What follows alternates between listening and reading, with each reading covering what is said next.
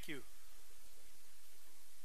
At this time, we'll call to order the special and regular meetings, and we'll move on to acknowledgements, announcements, and correspondence. Mr. Hulemark. Yes, Chair, thank you. We have several announcements today. First, the United States Army has issued the Group 1 proposed plan for Seaside and Parker Flats Phase 2 munition response areas. That document is out for public review, and comment and the response comments are due by October 16th, 2017. On October 19th, the Fort Ord Reuse Authority Environmental Services Cooperative Agreement Remediation Program will present the United States Army's proposed plan for Group 4, which is the future East Garrison munition response areas. Item 3 here on our announcements, Community Dialogue Obamacare, Mend It or End It, is going to be Monday, October 16th from 5:30 to 7 p.m. at CSU University, the ballroom at the University Center. I want to particularly note this, that the National Public Lands Day Centennial events at Fort Ord, we now are 100 years from when Fort Ord was acquired by the United States Army, 1917 to 2017. Our colleagues from the Bureau of Land Management have a series of centennial events. The Honor Our Fallen Run is going to be on Saturday, October 21st from 6 a.m. to 12 p.m. Also, there's a monument giving program that's going to be Saturday, October 28th at 9 a.m., which there will be volunteers at the monument. We're asking for folks to lend a hand for collecting native plant seed. There's a couple of different ways to join in that effort. One is going to be at 9 a.m. and to be involved in one of the volunteer projects, or if you are a mountain biker, you may want to sign up for a ride and clip trail project through the Monterey Off-Road Cycling Association. Also coming up is on Saturday, October 28th at Bayonet Black Horse Golf Course in Seaside. I see Bill Collins over there nodding his head because he's going to be participating.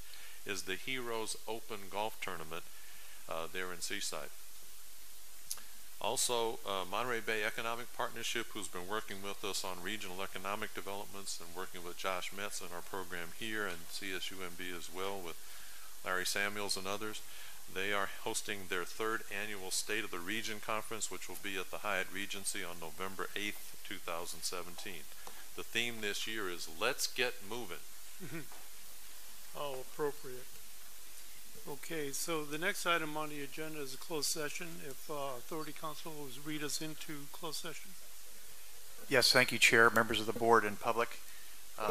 On the regular session and on the special meeting session, agenda item 4A, conference with legal counsel, Government Code Section 549569A, Keep Fort Ord Wild versus Fort Ord Reuse Authority, and item 4B, conference with legal counsel, Government Code Section 54956.9D2, one matter of significant exposure to litigation. The claimant is Marina Community Partners. And on the special agenda, closed session agenda, 2 items of potential litigation, Government Code Section 54956.9. Okay, we shall return.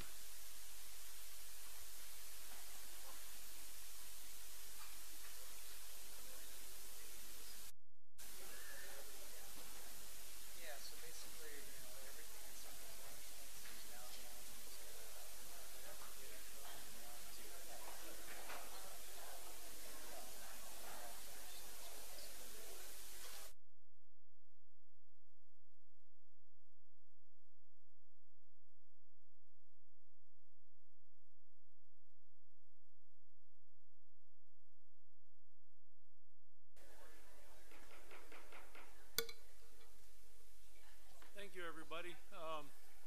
We met in closed session. If Authority Council will read us out. Yes, thank you, Chair, members of the board and public. The board met in closed session on the regular meeting agenda, item 4A, conference with legal counsel, Government Code Section 54956.9A, Keep Fort Ord Wild versus Fort Ord Reuse Authority. Item 4B, conference with legal counsel, Government Code Section 54956.9D2, one matter of significant exposure to litigation. The claimant is Marina Community Partners. And on the special agenda, or special meeting agenda, there were item 2A. There were 2 items of potential litigation, Government Code Section 54956.9. The board heard from counsel, evaluated each of the situations called for in the agenda items, and there is nothing to report out today. Thank you. At this time, we'll adjourn the special meeting and continue with the items of the regular meeting. Roll call, please. Supervisor Parker. Here. Supervisor Phillips. Here. Supervisor Adams. Here. Mayor Edelin. Here. Councilmember O'Connell. Here. Councilmember Morton. Here. Vice Mayor Hoffa. Here. Mayor Rubio. Here. Councilmember Pacheco. Here. Mayor Carbone. Here. Mayor Gunter. Here. Councilmember Garfield. Here. Councilmember Reimers. Here. Anthony Musa. Here. Nicole Charles. Here. Erica Parker. Here. Debbie Hale. Here. Dr. Diffenbaugh. Here. Steve Matarazzo. Here. Dr. Ochoa. Here. Colonel Brown. Bill Collins. Here. Dr. Tribely. Michelle Overmeyer. Dr. Moore. Here. You have a quorum. Thank you. The next item on the agenda is the consent agenda, which consists of A, approved September 8th, 2017 meeting minutes, B, Administrative Committee, C, Veterans Issues Advisory Committee, D, adopt 2018 FORA legislative agenda, E, resolution for California Central Coast Veteran Cemetery, F, public correspondence to the board, G, Habitat Conservation Plan report, H, Environmental Services Cooperative Agreement Quarterly Report, and I, updated CSUMB Economic Development Program Support Memorandum of Understanding. Is there anyone on the board that would like to pull anything for further consideration? 7D. Any others? Anybody in? Okay. Does anybody in the public like to pull anything from the consent agenda? Does anyone have public comment on the consent agenda? Okay, we'll bring it back. I'll entertain a motion for the remainder. There's a motion and a second to approve the remainder of the consent agenda minus 7D and E. All those in favor? Aye. Opposed?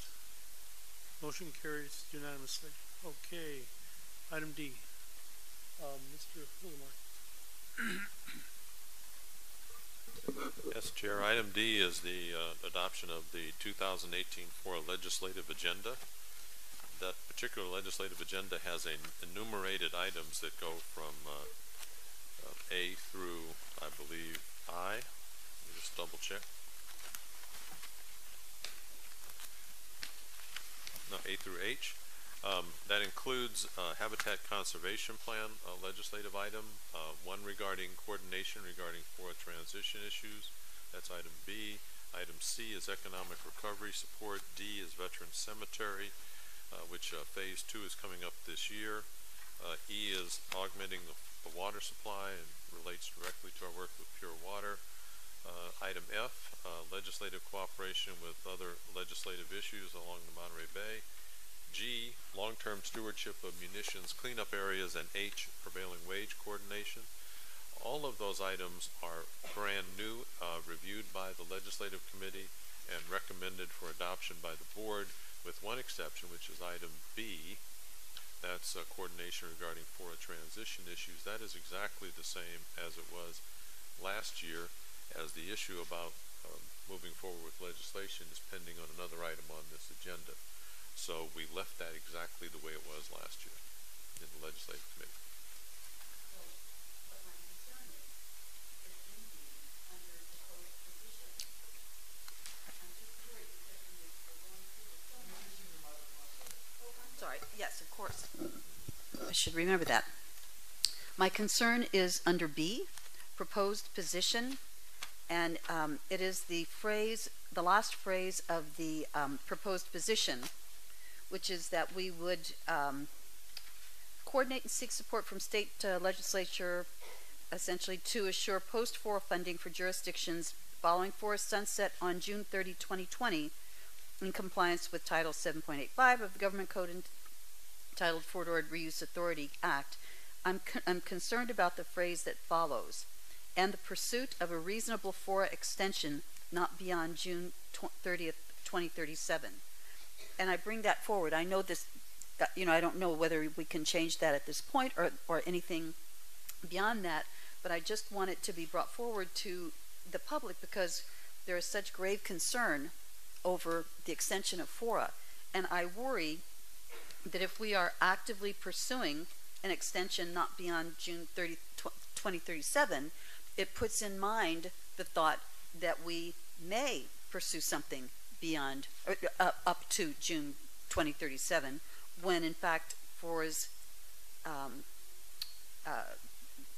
extension, it just is to 2020. So I'm just concerned about that and felt that I wanted to make sure that that was brought forward.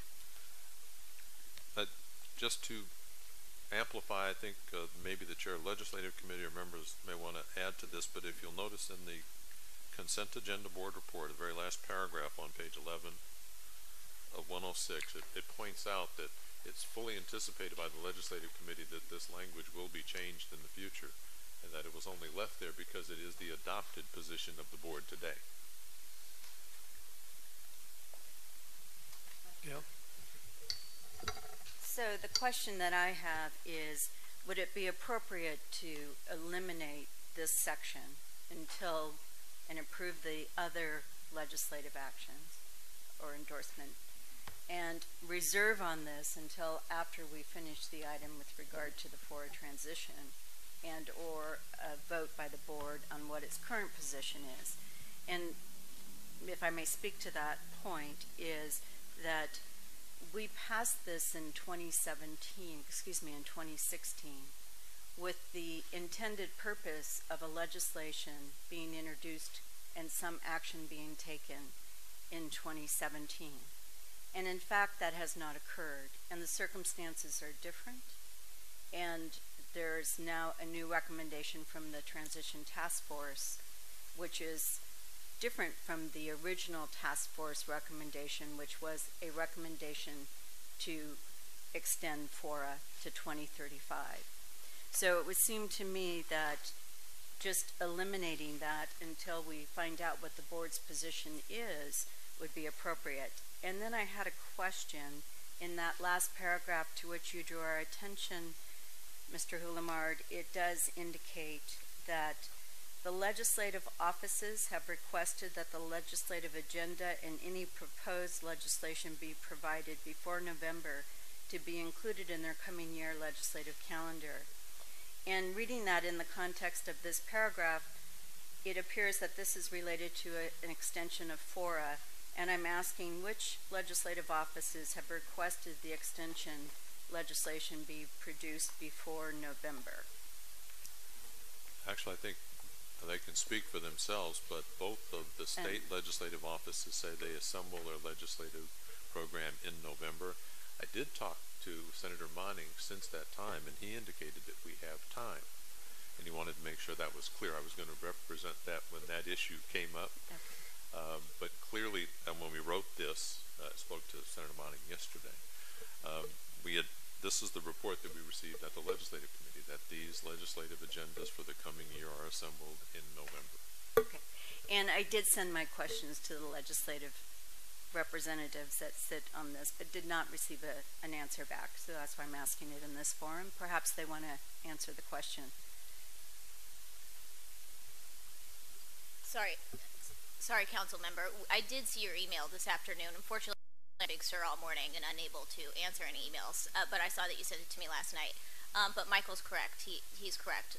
The fall is typically when the senator vets legislation, but he appreciates the process and wants to make sure that the FORA board works on a thoughtful transition plan per his legislation to extend FORA. and looks forward to also hearing from all the land use jurisdictions as well before any decisions are made. So I would make a motion that Wait a minute, not everybody's had a chance to speak. Thank you. Supervisor. The legislative committee, we didn't take an action on it. We left it as it was previously and put it over to this body to make a decision on. So that's what we did.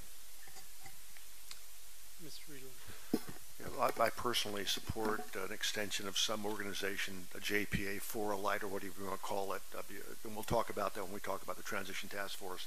But in the light of my esteemed colleague here to my left and trying to reach a compromise, I think if we put our proposed position down as coordinating support from the state legislature to assure post-FORA funding, we have to have a CFD. The 5 land use jurisdictions need some type of CFD in order to make, especially habitat conservation. So I think that's critical, no matter what kind of organization, if any, goes forward in compliance with Title 7.85 of the Government Code. So if we just eliminate the last portion of the sentence, and the pursuit of a reasonable FORA extension not beyond so-and-so, we take out the controversial portion. We say we're trying to get a CFD for all the land use jurisdictions that go forward past 2020. It does not preclude the fact we could have a FORA light or a JPA. Any other comments? Is there any public input?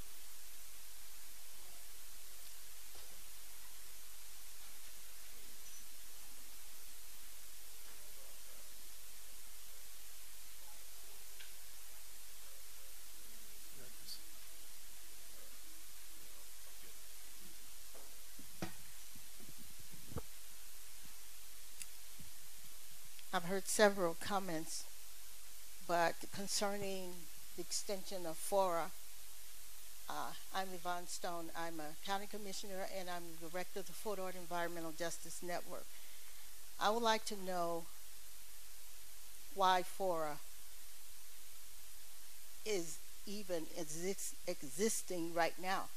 Because looking at our local community, the people who have been living here, we have not received any kind of consideration for our projects, our dreams, our hopes, our families, our children. We have housing being built on this military base, $600,000 and up, even $800,000.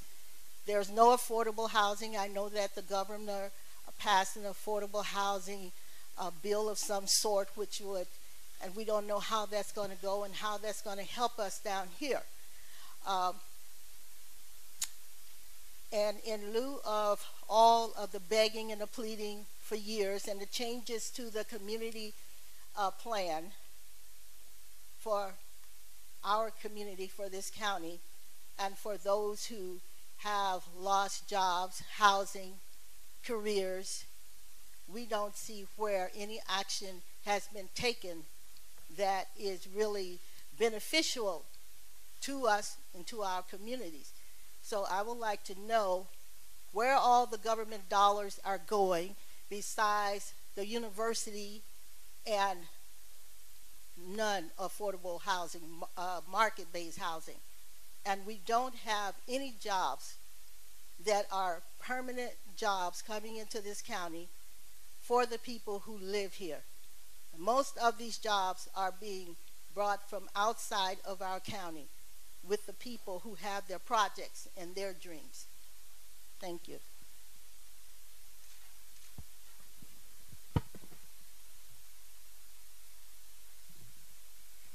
Good afternoon, everyone. My name is Regina Mason, and I am the current branch president of the Monterey County NAACP.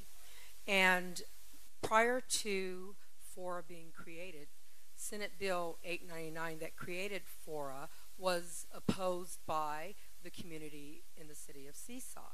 And so when I saw this on the agenda today, on behalf of our branch and its membership, we are extremely concerned about having FORA continue on. As the speaker before me mentioned, many of the residents that are mainly descendants of the military families have been impacted greatly when families were coming back and fathers and mothers were coming back from wars. It created divorce, alcoholism, so on and so forth. Many things happen to descendants of the military, and they seem to be the most forgotten people in this whole scheme of the development.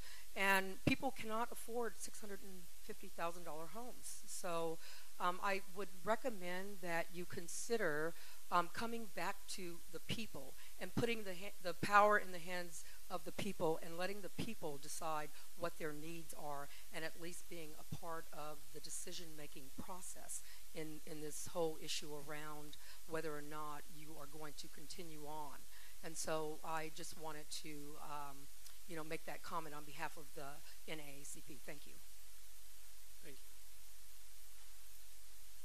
Hello, my name is Paula Duncan Adams, and I'm a resident of Seaside, a very concerned resident of Seaside, as I have just read an article that was placed in the Monterey Weekly yesterday. When the Board of Fort Ord Reuse Authority meets, which is today, they will ostensibly vote on a plan for what happens when the agency sunsets in 2020. More precisely, they will vote on a plan to make a plan. Now that really concerns me, that you have no idea of what you're going to do, but the board members will have no clear idea, it says, of what implications are for the options that potentially are chosen. Despite months to prepare them, they have no fiscal or legal analyses to report from FORA staff or board members. And I am kind of curious as to who is your boss, really. Who do you talk to? Who is above you that you answer to? I have no idea. I just got this information from the Weekly yesterday, and I went to your site and was able to acquire somehow the Fort Ord Reuse Authority meeting today, and it says we are encouraged to submit questions by noon of yesterday. Well, I have no idea for which to send them, and I have no idea to whom, so I am here today. Besides, this is very important. I personally believe that your job is not to be sitting here today, but that you should be home and tending to your families, as you should have already done the things that were needed to do. Your job should be simply to clear the contamination from the base. Otherwise, there would be no need for FORA to exist at all, as the cities themselves could divvy up their properties and do with them as they wish. So I just wanted to point that out to you. There is a little comment down here by Senator Bill Monning that says that you have clock ticking. Is Bill Monning your boss? Is that who you answer to? I do not know. But Bill Monning has made a career out of negotiations, and I sincerely wonder what deal he's made with you. Thank you. Hello, my name's Neil Poling. I'm a resident of the East Garrison neighborhood, and I speak on behalf of myself and not the Homeowners Association. However, I do speak to my neighbors, and to point out that recently we organized and defeated a measure by 90% of the vote to not establish a community services district. So we are concerned citizens, and we are active. I'm not 100% convinced that FORA should be sunsetted, but I am about 90%, and I'll tell you why. And I agree with Donald Trump on virtually nothing, but I think this will make your ears perk up. He says to the Republicans, you've had 7 years. Where's my health care plan? So I want to say kind of the same thing to FORA. Drive out of this parking lot today, you see dilapidated buildings. And in East Garrison, a couple of things we are concerned about is when we have a request, I only have 3 minutes, we don't want levels of bureaucracy. If we want to make a request, we don't want to go to FORA and coordinate with the city of Marina, coordinate with Seaside, coordinate with the county. We just, we don't need another level of bureaucracy. So I hope you'll consider that. What does East Garrison want in talking to my neighbors? We want environmental protection. We moved to this area for a reason. And I know we're new to the community, and many of you have been here for your entire lives. So maybe we don't have a say, but we love this area and we love the environment. And silly things like the horse park, cut-throughs to Laguna Seca, a commercial operation, I don't think they have a place in a public area and to protect the environment. We want to reduce the blight. Again, drive your car out today and look at the blight. Why has FORA not dealt with that? And FORA, communicate what you do. I may be 100% wrong, but we don't know what you do. You haven't come to a HOA meeting. Came to a ribbon cutting, that's fine, the news cameras were there. Come to community meetings and talk to us. So if I'm wrong, come and tell us. Thank you.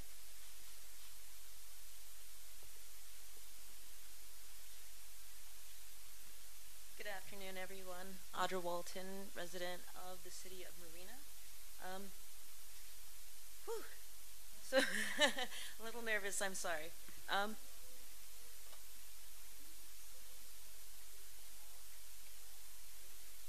Yes. No, it's about the legislative. It's about the legislative extension. About the legislative extension, which includes. Yeah. So am I good, or? Yeah, you're good. Okay. Thank you. I'll try to talk fast anyway.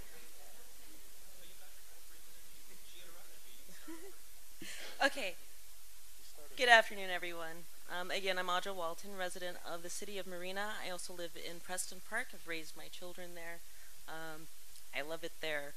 So I'm going to say continuation of FORA's collection of tax increment is inequitable.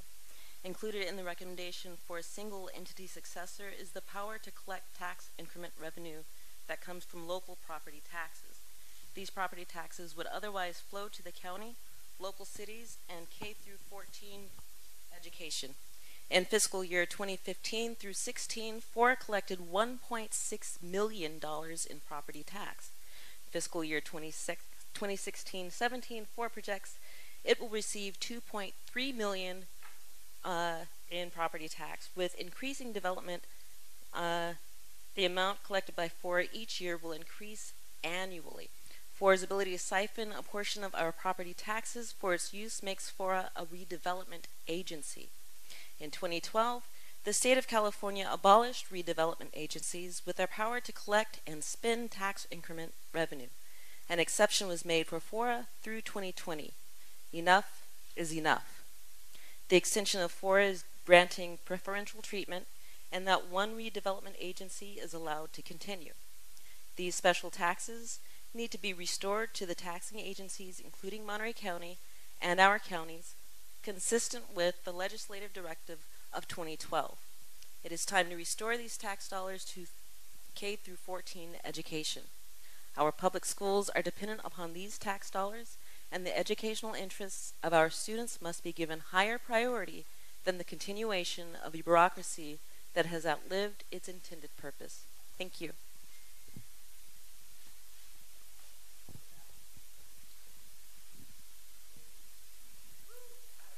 Thank you again.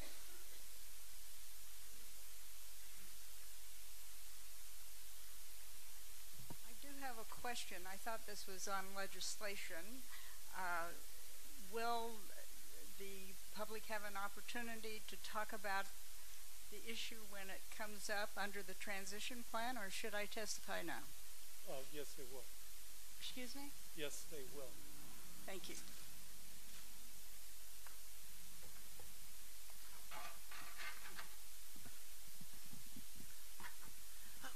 Good afternoon. My name is Margaret Ann Coppernall. We all appreciate the excellent work FORA has accomplished. For this, we thank you so very much. FORA was established to assist with the forward-based closure plans and transition to successor entities. That status has become more permanent than temporary with this 6-year extension, but now it is time to enact the legislative mandate to provide the requisite transition plan called for once FORA sunsets in 2020. As a marina resident and homeowner, I firmly believe another extension should not be considered. After attending meetings and learning more about FORA proceedings, I find it unfair that the City of Marina has shouldered such a large share of the FORA cost and has received so few benefits, such as disproportionate representation. Our city has invested approximately $100 million in FORA, and Marina Coast Water District water rate payers have invested millions as well. Yet both Marina and Marina Coast Water District have not been accorded the respect or representation they deserve. Thus, our marina voices often go unheard and equitable treatment not achieved. Another extension is not in the public interest. It would allow to continue the siphoning off of even more millions of dollars, leaving Marina unable to finance critical projects and services the city needs. Our K-14 education desperately needs additional funding. Enactment of AB 288, early college dual enrollment programs, opens new vistas for our high school students and gives them a chance to enhance their prospectus for work lead internships and other important opportunities.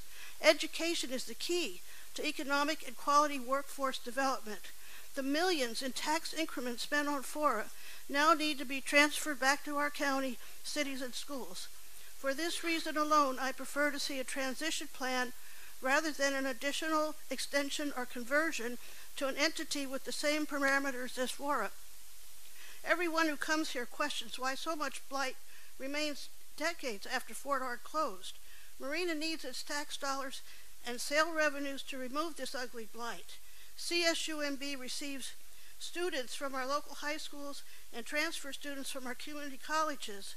This blight does not enhance the area and discourages parents from wanting their students or their children to attend college here. This blight must be promptly removed.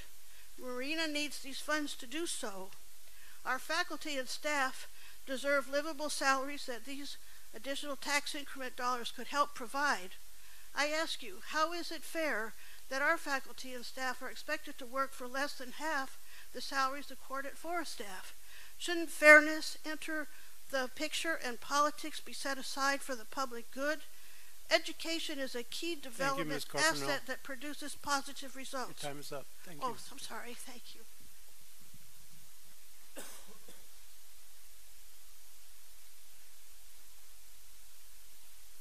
Denise Turley, resident of Preston Park. Thank you for this early shot at this. In my world, the way we were treated by FORA while we were enslaved by you folks would be reason enough to not have FORA continue. The fact that the city of Marina had to take out almost a $50 million bond and buy us out of bondage to give us a relatively normal life says part of that. The other piece that I need to say is that there's been no coordination with the water, and water's gone up and up. I can't afford to pay my water bill every month. And that money is being sucked through through the water district back to you guys, or the other way around. So anyway, I would say no to FORA, and let's see a better transition plan. Thank you.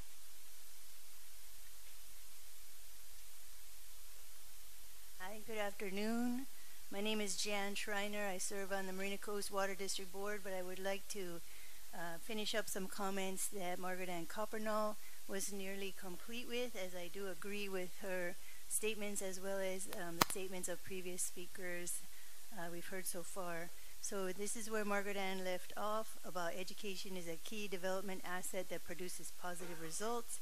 Marina Coast Water District has done a magnificent job in restoring fresh water to the basin as proven by the latest electromagnetic scientific study.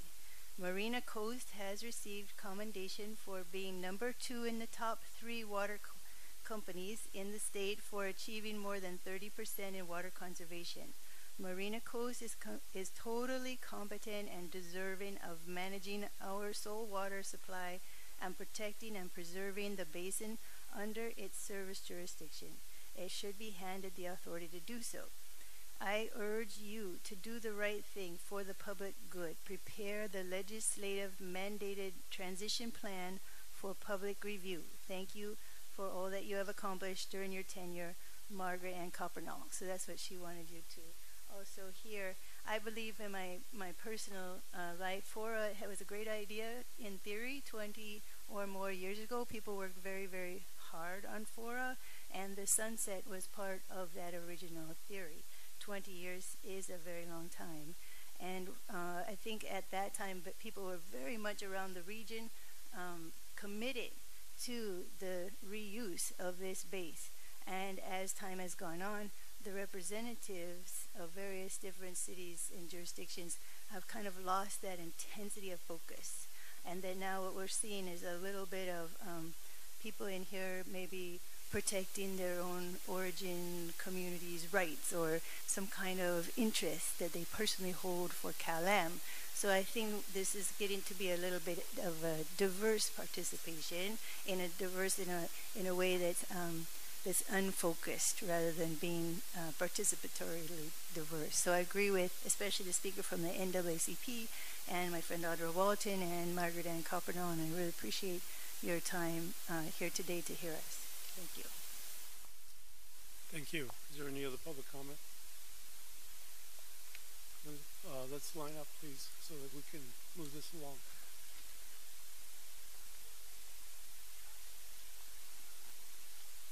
My name is Michelle Rainey, and I'm a taxpayer from Pacific Grove.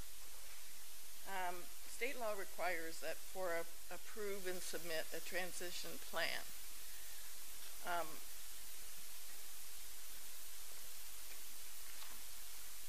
A vote for extension would be premature at this time because no transition plan has been produced. And I question the public good of 10 more years in addition to what has already been authorized of diversion of public tax dollars to an agency that has produced so little in such a long time. Thank you.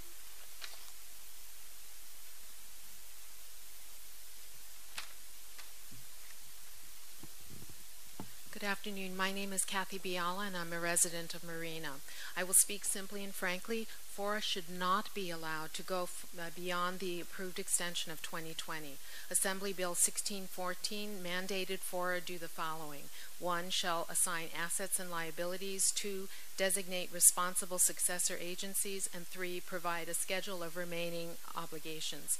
Instead, at year 4 of a 6-year extension, the barriers to closing in 2020 are continually emphasized rather than expeditiously planning the details of the termination. The resistance is apparent. Even as far back as the FORA Transition Plan memo dated January 27, 2016, it reads more like an extension justification plan and did not include precisely how the closure issues will be met by 2020. Updated memos as recently as September 8, 2017 still do not address the required mandates for the FORA transition. We in the public who have already expressed concerns with FORA's ineffectiveness on key issues certainly cannot condone yet another extension, with significant tax money continuing to flow to FORA to the tune of $2 million plus a year, rather than be used by all our local jurisdictions. Assigning a JPA with the same staff is just another brand of a continuation of FORA. Local jurisdictions and regional agencies are capable of assuming broad ranges of responsibilities contrary to FORA's assumptions. If by legislative approval one significant extension has already been granted, we expected that FORA staff would have been operating with an intensity that would merit such generosity. I have worked in corporate America my entire career. Deadlines are taken seriously, and people work within those deadlines. Are we now held hostage to FORA staff because they have not produced the work they have been mandated to do? FORA has already been given its chance of an additional 6 years, and now we need to hold them accountable to transition out. It is the board's job now to insist on the details of a concrete transition, not to grant yet another extension. Thank you very much.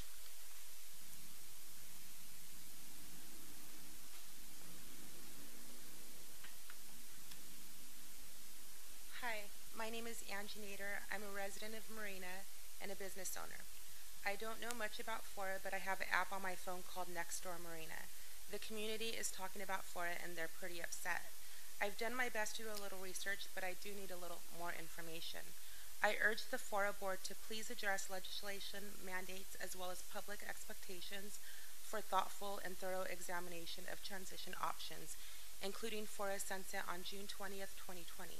Assembly Bill number 1614, Chapter 743, signed into law in 2012, required FORA to approve and submit a transition plan that 1. Shall assign assets and liabilities, 2. Designate responsible successor agencies, and 3. Provide schedule of remaining obligations. No such plan has been created for the public to review. Instead, FORA has selected to ignore AB 1614 and seek an extension of FORA either as it currently exists or in a modified form as a single entity successor, Joint Powers Authority.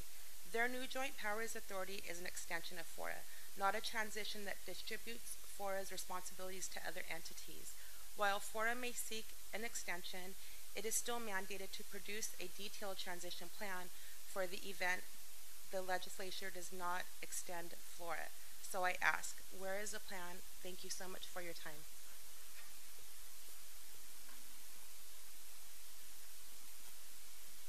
Hello, my name is Diane Cotton. I'm a resident of Seaside and retired counselor from both Monterey and Seaside High Schools. One of my favorite things in the last couple of years was the musical Hamilton. And in Hamilton, I learned about George Washington, some things that I didn't know before. And that was that George Washington knew when to withdraw, and that it was very important to our country for him to withdraw. I think that FORA needs to know when to transition, and I think that it is very important to our county for FORA to fade out. Thank you. Well, I might as well join the crowd here. I'm Janet Brennan speaking for Landmarch, Monterey County. We submitted a letter on October 3rd, and I'd like to summarize that. As has been noted, the transition plan that has been produced does not meet the requirements. Does not meet the requirements of AB 1614. Before you vote on an extension plan, we urge you to address the following issues: blight removal, groundwater overdraft and water limitations, water management, the legislative mandate and whether it's been completed or not, address the continuation, pros and cons of the tax increment, and address accountability. As of the scoping report prepared a few years ago, FORA had not completed 21% of the policies. In addition, we think there are other options to continuation of FORA, and they should be explored, and that includes water management, the ESHA, which is completed and will be completed in 2020, transportation, which I think you should consider whether or not TAMSI can assume those responsibilities, and the Habitat Conservation Plan, which will be completed soon. In sum, I think that the transition plan needs to be address these various issues, and in addition, address the issue of public confidence in the Fort Ord Reuse Authority. Thank you.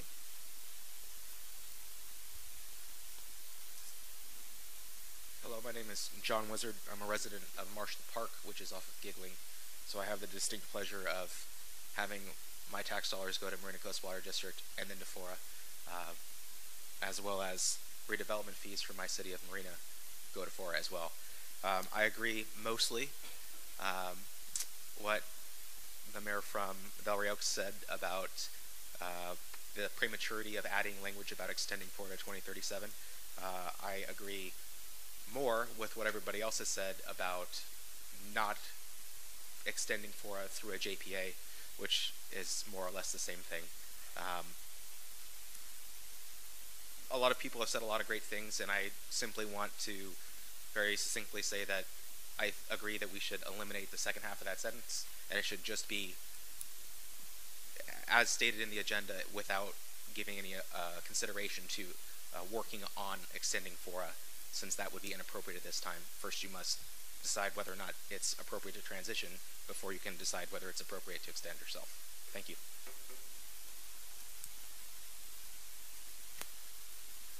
Frank Lambert, Marina resident.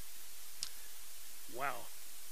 This is the first time I've attended any kind of meeting or conference where I agreed unanimously with all the speakers before me. I agree with everyone. I also agree with these 11 points from Land Watch, which I think you all have. Is that correct? Does everyone have this on the board? Okay. If not, I'll give it to Mr. Chairman, Mr. Mayor Rubio, and we can get copies. After 23 years, I think FORA has outlived itself, and it's time to ride into the sunset quietly and peacefully. You've done your work, or part of it. 23 years is plenty, so I hope this is not renewed. Thank you.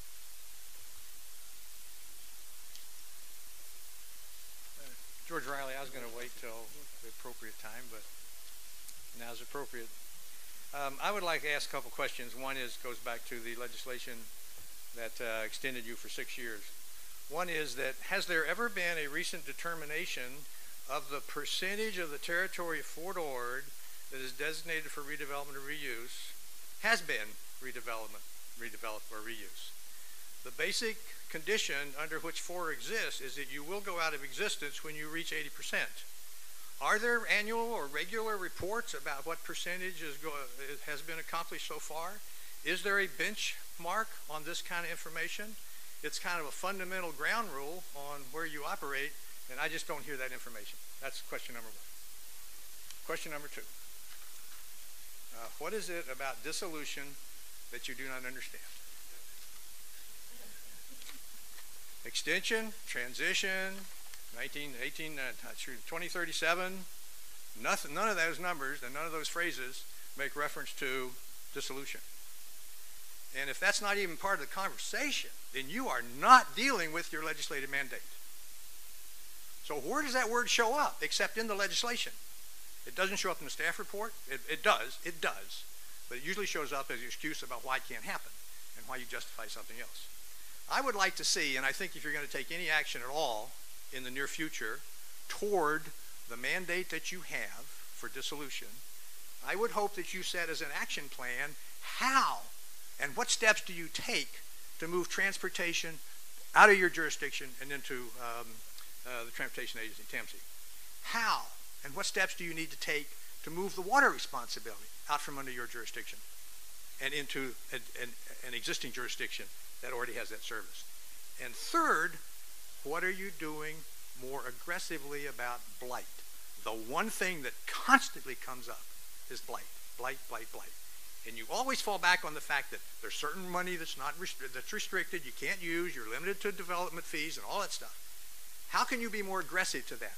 Has the staff done the hard work that relates to these issues? I don't think so, and I don't see it, and I think you're failing the responsibility for a transition plan of any kind if you don't deal with those issues in a more assertive way, and I hope you do. Thank you.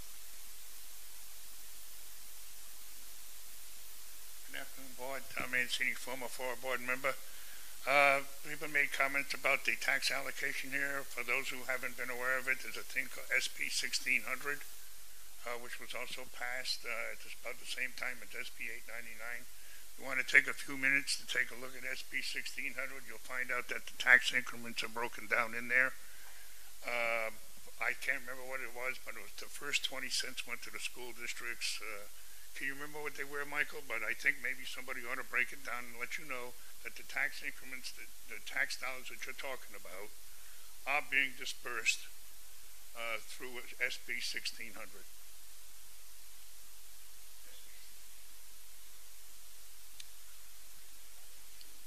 Greg Fury, I'm a resident of Marina. I'm not going to speak particularly eloquently, but in simple terms. First, I'll quote a conservative columnist named Charlie Reese, who made a comment that powers once assumed are never relinquished, just as bureaucracies once created never die. From my perspective as a taxpayer, if I were going to buy lemonade on the corner and it were 25 cents, I would want to buy that lemonade, use as little money as possible, get my lemonade, and go home happy. I'm not going to go looking for somebody that's going to charge me 50 cents to walk down the block. They pocket 25 and they get me my lemonade for 25. I want the money that comes from Marina to stay in Marina. I think that the agencies I look at FORA at this point, they've done great work with the base reuse plan. It was a massive undertaking. I don't know how they got an extension previously. I was opposed to that. I just don't get it. To me, it's a charade.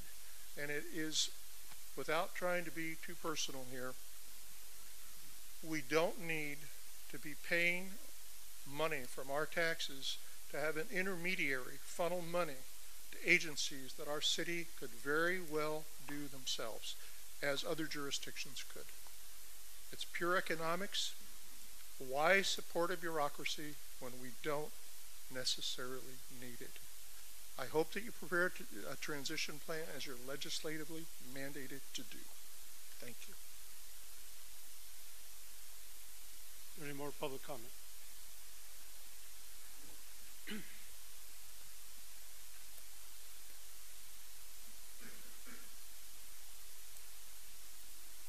Jack Stewart, Marina, and I differ from all my Marina residents, which is not unusual.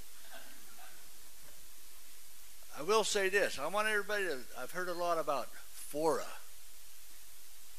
being bad. Well, look at all the elected officials here who are bad. They're not bad. They represent all the functions within this region. They've made decisions over the last 23 years that are positive in nature. They've met a lot of roadblocks along the way. Lawsuits. All right, duck your heads back there. But there's a lot of lawsuits been filed. They spent probably half that 23 years fighting lawsuits. Also, if you don't like the way things are being done from one of your representatives here, vote them out of office. That's the American way. Freedom of speech. Everybody has freedom of speech. I believe in it. And you want to help me here? Thank you. We have a great country. We're a nation of laws. And these on this FORA board are lawmakers. Respect them as such. They've done a heck of a good job over the last 23 years. They are an exemplary body as announced by the the reuse authorities across America as being one of the best ones in the nation. So just curb your thoughts a little bit. Don't be so mean to them. You know, everybody has hiccups along the way. Nobody's perfect. I'll be the first to tell anybody. I made a mistake once. Probably more than that. But anyway, they've done a good job. It's money well spent. The money that has been brought in far exceeds the expenditures. And I think they will continue to do more. Now, if it's a transition from this to another type of a joint powers association or whatever, I'm sure this learned body will agree upon a mechanism to do that. Allow them to do that, with your input, of course. Thank you. Any more public comment? I was going to wait, but I decided to go ahead and speak now. I'm Nancy Amadeo. I'm actually a council member from the city of Marina, and oftentimes I'm here voicing support for FORA. But this time I'm actually here because I believe that what is on the agenda is not something that I, as a member of this body or any legislative body, would be able to vote on. And I say that because what's in front of you is supposed to give you what the transition plan is, and it does not. If something like that came, so that you could make a comparison, if something like that came before our city council and we did not have all the information, we would delay taking a vote until we did. I believe this board has an obligation to delay voting on this until they have accurate information about it, what a transition plan would look like. And then they can weigh the pros and cons and make a decision. Making something without information, in my mind, is foolhardy. And I would tell you, I don't think I would have ever been reelected to office if I'd done something like that. So I behoove this board to take that amount of time, tell your staff, they are your staff, that you don't have the information you need to make a decision, and that they can bring it back when they have that information for you. Thank you very much. And I just want to add that I didn't mean to be disrespectful. You already had your turn. Thank you. Okay, thank you. Okay, seeing no more public comment, I'll bring it back. I want to spend a little time talking about some of the issues that were brought up. Further, later on in the agenda is the transition plan task force. The task force was charged with bringing together all the information and asking the questions to bring to this body.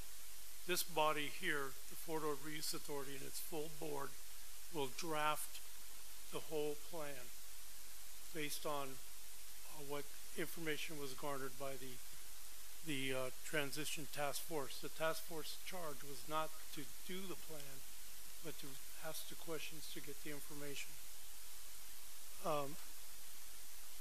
This two-track approach that this board approved was to do the transition task force planning and the legislative track.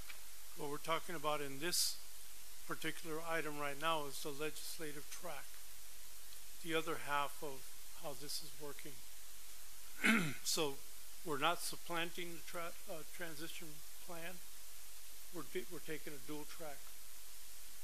And in terms of the proposed position as was described by Ms. Morton, I think that we can fix that and say entitled Fort Ord Reuse Authority Act or the pursuit of a reasonable FORA extension, and just leave it at that and let the legislative representatives decide what's appropriate. What this does is leaves an option there for our legislative representatives to weigh in on what they think is more appropriate. I think if we leave it a little wide open, they can do that, or not, because this is really up in the air as to whether they're going to want to do that or not. I would also like to speak to some of the representations that were made about the blight on the former Fort Ord. Much of the blight that you see around here is in the city of Marina and is under contract with Marina Community Partners to be removed as they do their phases. Well, their phases have not moved as expected because of recession and other things, so the blight is still there. But the obligation to remove that blight lies with CMP, the Marina Community Partners, and the city of Marina. Now, the other portions of blight, the stockade and the surplus 2 over on Giggling. Right now, the surplus 2 is that's one of the things on our agenda today, is to take care of that blight by getting the engineers involved to get that done. So things have been getting done. And I will say that the city of Marina in that jurisdiction has received a large portion of what's been done in the former Fort Ord. Much more that's been done in Seaside, much more that's been done in Del Rey to Monterey. And maybe, I don't know how they compare to the county, but the county has the East Garrison. So equity is a big issue, but be informed of what that equity is and what it looks like in relation to all the jurisdictions. So there were some specific questions asked by Mr. Riley. Did you want to answer those, Mr. Willamard? If you'd like, Chair, I think Mr. Riley's actually very much consistently asked to meet with us and talk about all these items, and we've agreed to do that. But the question about the benchmark and about the 80%, the 80% is something that we've tracked with all along, and I think most of the board members who were here a few years ago know that we specifically published a number. We looked at it 3 different ways and said, depending on how the board wants to do this, we're somewhere between 31% and 43%. Just depends on what you want to call it. So that number has been published several times. We actually mentioned it a couple of times in our annual reports as we moved toward the process this last year. We made quite a bit of progress, and I would guess that we're probably closer to 50%. There's also a question that George mentioned about building removal. George is absolutely correct that this board has made it a top priority, and we will do everything we can to continue that. It should be noted that the building removal and the blight removal is not a part of the state's determination about FORA's authority. This is something this board voluntarily chose to do to assist the city of Marina, Seaside, and the county to add dollars that weren't part of what the state authorization was to do that. And we continue to look for new ways to address building removal and have made applications for additional dollars multiple times. So on those 2 particular things we've done as well. The question about transportation of FORA to TAMSI, I believe this board has wrestled with this considerably. It was a part of the CIP deliberations, and TAMSI made a presentation in front of the Transition Task Force about doing that. And that is still an option that's available to this board, a very viable option that the board will continue to look at, in my opinion. Thank you. So, May I? Mr. Ely. Felix first and then Jerry. Go ahead, I think I'm going to say what you're going to say. I hope so. My brain is no, never mind. I'm just kidding. No, I agree with Chair Ruby on 99.9% of the things, but in order to expedite this, to move it forward, we don't know where the board's going to go with regard to the Transition Task Force recommendations made by the staff. I think everybody here does agree to the first part of the proposed position by the staff, and that is coordinate and seek support from state legislature, the 17th state Senate district, and the 29th state Assembly district, to ensure post-FORA funding, and I would add for the land use jurisdictions. Whatever happens after 2020, the land use jurisdictions there have to have some way of meeting the obligations, Habitat Conservation Plan, ESCA, all those things. We need to have that. I think we could all agree on that. Now, I would go further personally, but I don't think we're going to get a unanimous agreement on that right now. We're going to have the same discussion under the TTF later on the agenda. So I move that that be the position as far as the proposed position for the FORA board, if anybody will have a second.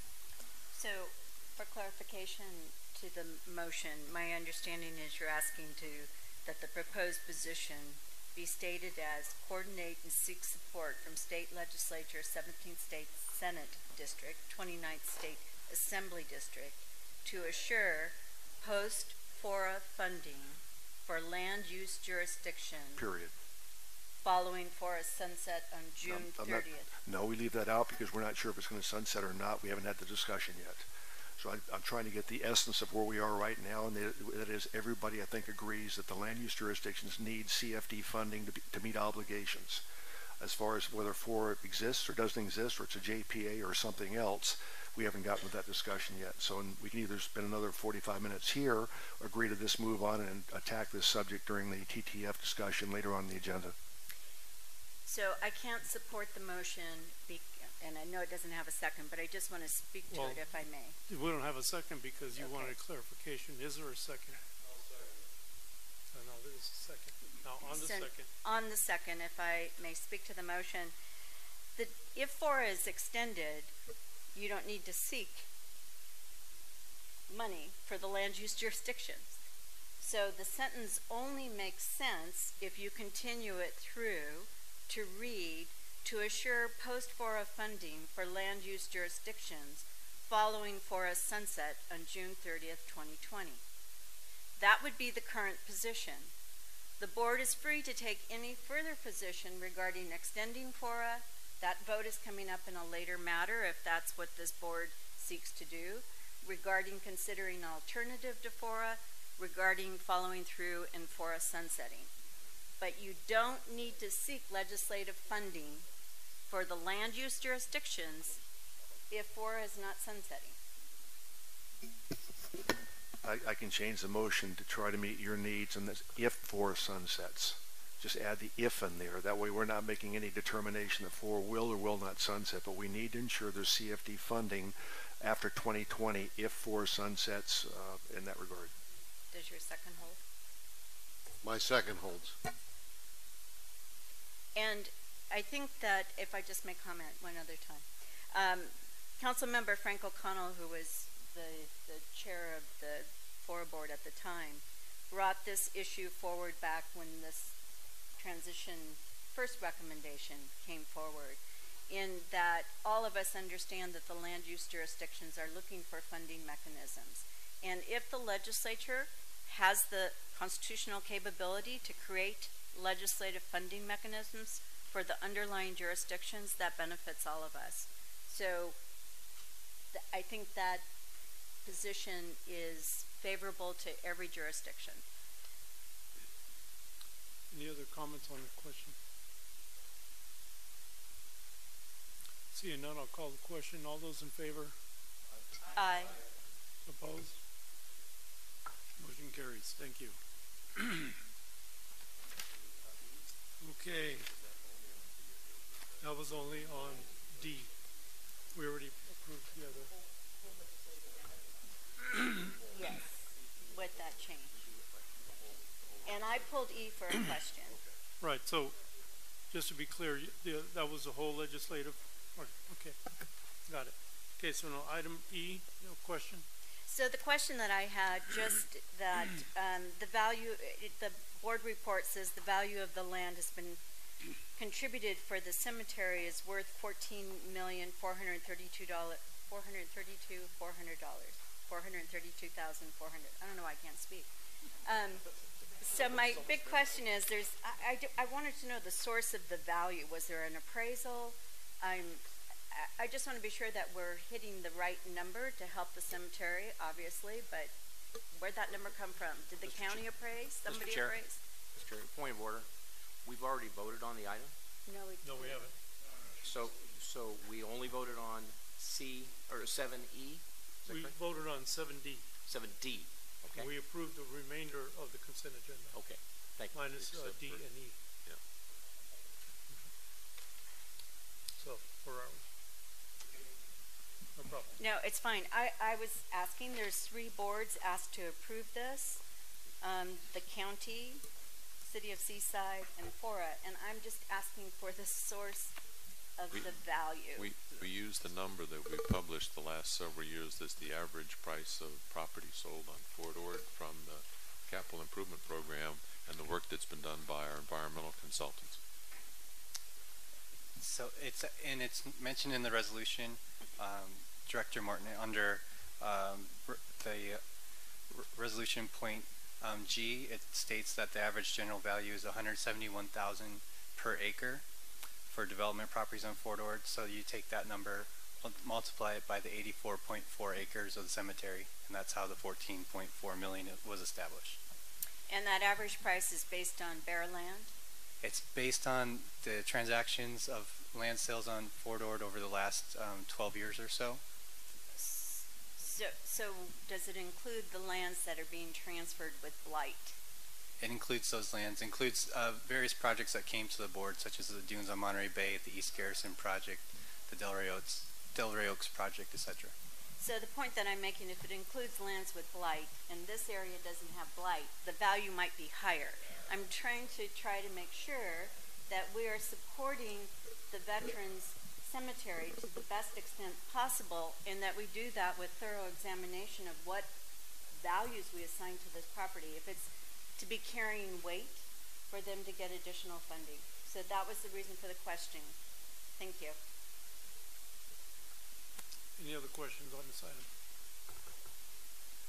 Anything from the public? Okay, bring it back for a motion.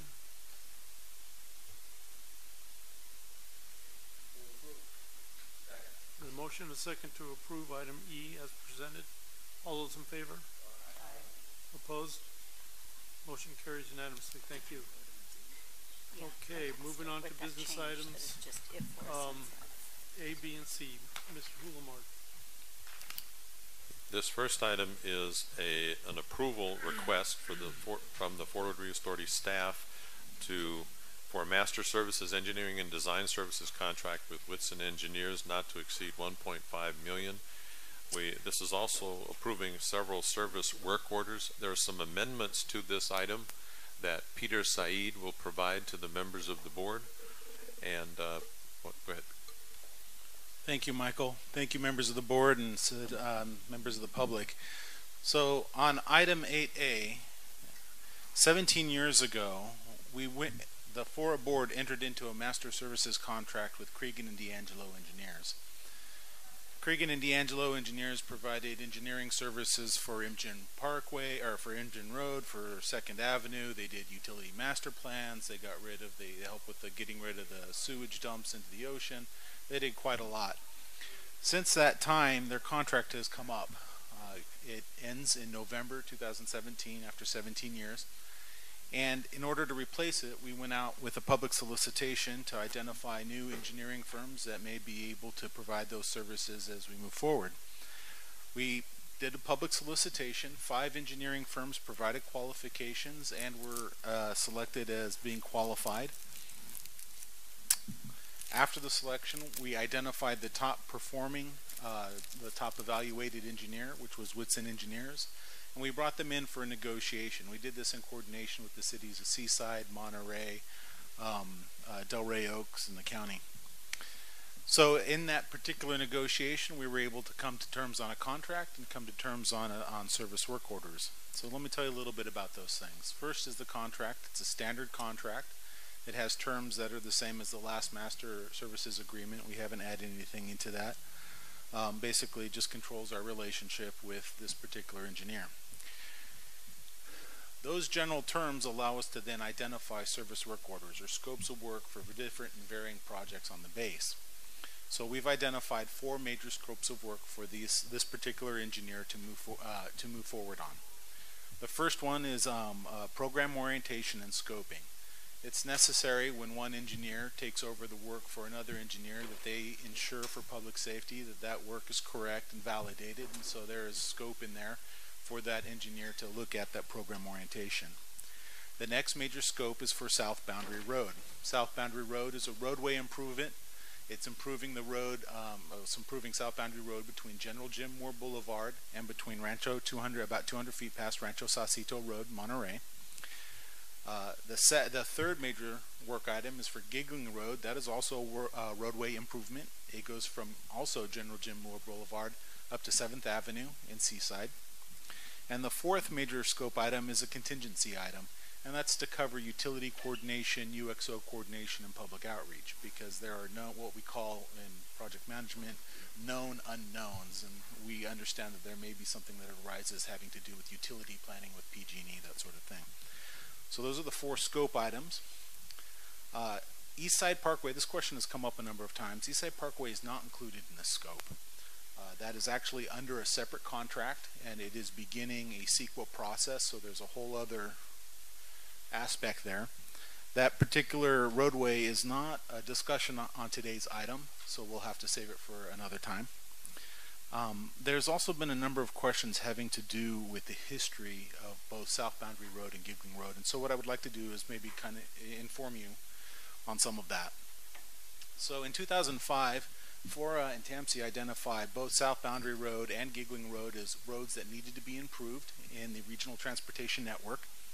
In 2007, scope was added to the Cregan and D'Angelo contract, service work orders 8 and 9, to study the potential impacts of the improvements.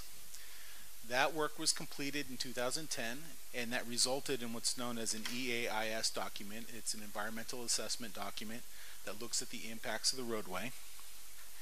And it was made publicly available between May 2010 and August 2010. So all those documents were made for everyone to review. It then came to the board, and the board approved both the CEQA findings, the project findings, and a mitigation management plan. So that was approved in August 13th, 2010. All this information is available online if you would like to look at it. I've also provided it in the board report for your review. Each year since then, both those roadways have been approved in the capital improvement plan and has been recognized as the second and third priority for the board as far as the capital improvement projects. This year we have sufficient CFD funds to begin moving forward on the roadway plans, specifications, and estimates. The plan specification and estimates, the technical term, the PS&Es, is the component that looks at what are the realistic ways of building this roadway. After that, the next step for the board is to look at and consider bidding it for construction. So the total contract of this engineering amount with Utzon Engineers is not to exceed $1.5 million for the 4 items of scope that I outlined for you. Adjustments have been made to the contract. There have been a number of comments received, and so we provided a memorandum outlining those adjustments. The first one is on page 64 of 106, and it is goal is to align the language in the EAIS mitigated negative declaration. There's a lot of tricky language here. And what it does is it's changing the language from, in the definition of the roadway, from extending past Rancho Saucedo Road in the city of Monterey to extending approximately 200 feet past Rancho Saucedo Road in the city of Monterey. Someone may be able to construe that that means that we want to extend it all the way out to Laguna Seca or York Road. In reality, the EAIS document limits it to 200 feet past Rancho Saucedo Road, and so we are adjusting that language. The second adjustment, just for clarity's sake, the second adjustment is for Task 3 of Whitson Engineers under Service Work Order number 2. And the intent there is to include the California Native Plant Society in the list of stakeholders. It was intended not necessarily to have the engineer work with that particular agency, but rather to have forest staff work. But it's really good to have all the stakeholders listed out, and so we would like to include them in the terms there of the service work order. Additionally, under items 8A and 8B, and I'll get to this in 8B as well, there needed to be some clarification concerning whether the term of the contract was to last 3 years past the transition of FORA, or sorry, to last 3 years with the transition of FORA, whichever is later. And so we adjusted that language on page 49 and page 50. So for item 8A pertaining to the contract with Whitson Engineers, I'm available for any questions. Are there any questions for staff? Mr. Moore.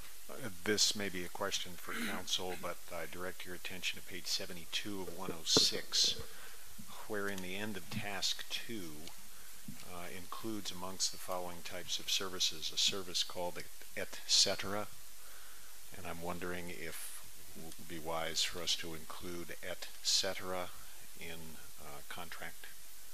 It's kind of open-ended. Sorry, Mr. Moore, could you please repeat what page that was? Page 72. It's in task 2 at the top of the page. This is exhibit D. Thank you.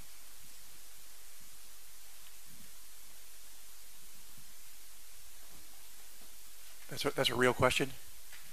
Ooh, indeed, right.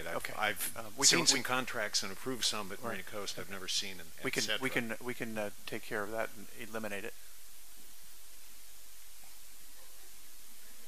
Any other questions? Yes.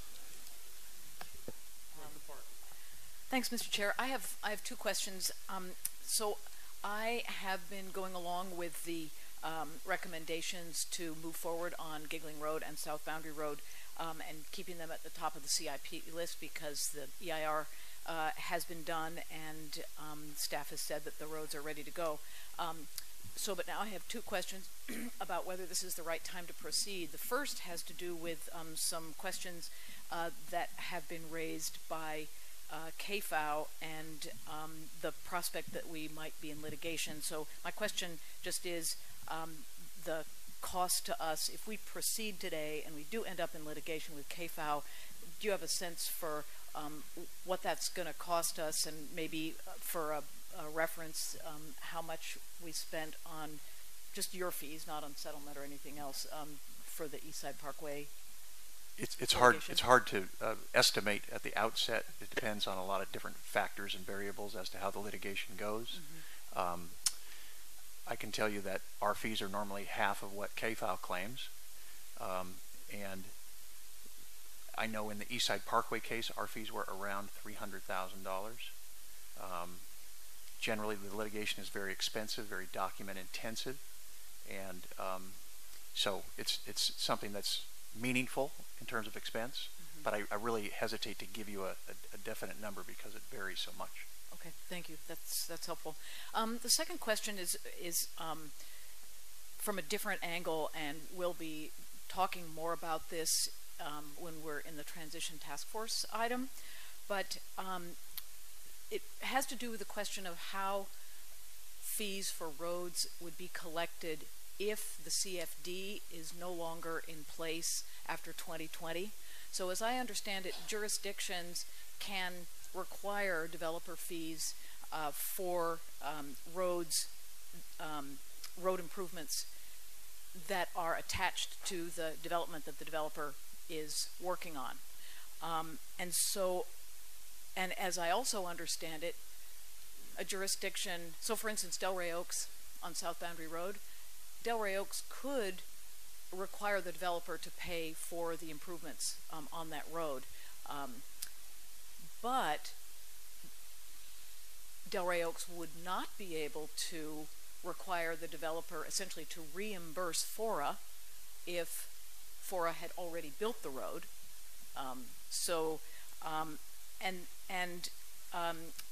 Then if we have roads that need to be developed that are not tied so directly to specific development projects, you can't require developers to pay money except through the CFD fee. So what I'm getting at is the CFD fee allows us flexibility, and so I'm wondering on projects on roads such as South Boundary and Giggling, where they are attached and very much are impacted by specific developments, wouldn't it be better to hold off and not have FORA's CIP money pay for those, but rather continue to collect revenue through the CFD and then apply that money to roads that are not going to be able to be financed so directly by a developer? We don't know what's going to happen. We may not have to worry about it, but because this is coming up fairly soon, it just seems to me that, and I just want to make sure my understanding is correct, but then also to see if it's an option to delay this until we have a better sense, even from our, our legislators, whether we're going to be able to keep the CFD in place. In response, if I may, Chair, the capital improvement program is comprised of elements that are mitigations for the CEQA implications of the recovery for the full base reuse plan. Examples would be in the city of Seaside, they did a very special project and was completed in the early part of the last decade. It paid developer fees that wound up going into 2nd Avenue and Marina. These are base-wide obligations, and that includes Giggling and South Boundary Road. They're not project mitigations. They're CEQA mitigations for the FORA recovery program. So we have done programs like in East Garrison, where the actual developer of that project completed a project that was part of that regional effort that was near their project and they wanted it for the project, they got a credit against their future developer fees. And if you're suggesting that instead of paying developer fees, that we have a credit against something that the developer would do on South Boundary Road, that would be how that would be accomplished. It would give them the same coverage that they get now for mitigating their part of the impacts on the program. So we've done that with the county. I think we've done it similarly with the city of Marina. We have an agreement on a reimbursement agreement, a credit with the Dunes folks right now, I believe. We have at least 2 that we've done. So that's how we would probably accomplish that, if that's the principle you're talking about, Supervisor.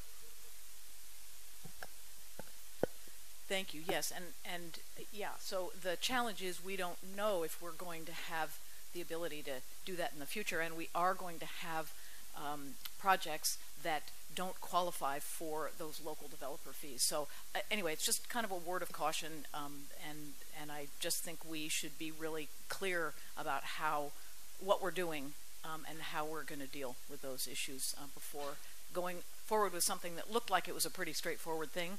You know, well, anyway, thank you. I would like to add to that the Giggling Road project, the surplus 2 is under contract. Terms have already been established, and I don't think we can add a developer fee retrospectively to cover that. So we would be unable to collect the funds that you're talking about on that particular project. Any other questions first? Yes, sir. Thank you. I'm a little naive to this, so praying for clarity purposes. And some residents have mentioned it as well. It seems that Keep Fort Wild has a history of being reasonably successful in their process, and I believe they wrote a large letter of concern. And I'm just wondering if we've done our very best to ensure through communication to avoid litigation and the cost of court cases and fees, and to maximize the opportunity to work with and go back to court again on this issue as well. I can handle that. Thank you. We did get the letter yesterday. In looking at it, there are a lot of concerns. However, the environmental review process was all completely completed back in 2010, and this is really what we're doing is substituting one engineer for another. You're not being asked to make any discretionary act. This is basically a ministerial issue, and the environmental process has already taken place, and that's where we are. Any other questions for staff? Yes. Just one statement on the contract. As normal, the contracts include language, and this one particularly does. It's on page 7. It's item 8. Cancellation of agreement has language that says either party may cancel the contract at any time. So that, in terms of having a contract, obviously we would pay for the work that they did. But if we were faced with a change in direction, then I'm sure there's a variety of contracts that would then have to all stop, and then it would be a different pace. But we wouldn't be obligated for this full amount. This is a pay-as-you-go contract. So I just wanted to point that out, that this is a contract that can be canceled at any time by FORA. Any other questions? Any questions from the public or comments? Janet Brennan speaking for Landwatch Monterey County. We did submit a letter on October 10th, and most of the questions have been answered by the staff. Just a couple of comments. One was related to what was included in the et cetera. The second is the Giggling Road project is defined from General Jim Moore to 7th, not 8th. And the question is, how will this connect to the north side of CSUMB? And finally, in terms of the environmental review for the East Side Parkway, we would recommend that giggling be considered as an alternative in that analysis. Thank you. Any other public comment? Scott Waltz, I'm speaking here as a proponent of the FORA Regional Trail and Greenway. We'd like to request that FORTAG is listed as stakeholder in the service work orders. Thank you. Thank you. Any other comments? Good afternoon, Board. Michael Salerno from Keep Fort Ord Wild. A few comments I'd like to make here. As Board Member Pacheco said, we did submit a 12-page letter yesterday morning, so I hope the Board has had a chance to read that. It details our objections. I'll review a few of those quickly today. One point about procedure, we disagree with Mr. Giffen that the CEQA process is done. In 2010, the Board certified the EA. They did not approve the project. It's our opinion that today's action is a CEQA action and should have been noticed as such and noticed as a public hearing. So we object to that. The fundamental problem with the contracts in front of you today is that they're materially different and larger. The roads are larger than what was described in the environmental assessment in the 2010 documents. For example, for Giggling Road, the EA clearly showed Giggling terminating at 7th.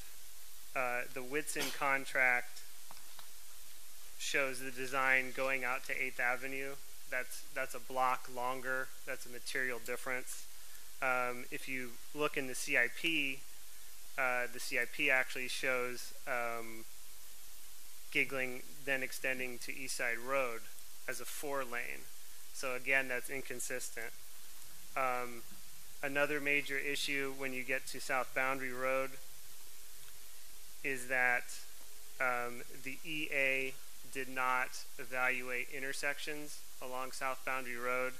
If you look at the contracts, it calls for up to 4 intersections along South Boundary Road. That's a major difference. Intersections require larger construction, larger development footprint. Given all this, we're requesting that the Board continue this item to a further date, and we're also requesting that the Board prepare a proper environmental impact report instead of relying on the EA from 2010. Thank you very much.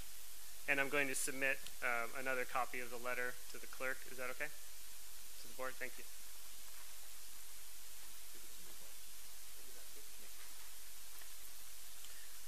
Good afternoon, Board. My name is Jason Campbell. I'm a Seaside resident, a Seaside Council member, and an alternative to this Board, as I mentioned once before. But some quick notes on this item. Item 8A. The staff report, I think, did a very poor job, at least as far as I read at the beginning of the week, describing the project. I think some more documents were added to the packet online since I read it and didn't have a chance to catch up with that. But the description of the roads are not done very well, especially when it comes to Giggling. The Giggling Road work should be taken in the context of the East Side Parkway. I know some people may not want to talk about the East Side Parkway, but it is being promoted by many entities that the East Side Parkway is somehow necessary. That it hasn't actually been proven yet.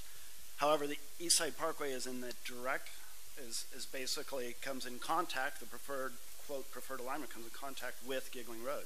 And if Giggling Road doesn't actually take into account East Side Parkway and the fact that it could be used as an alternative for East Side Parkway, I think it'll be very incomplete and also premature to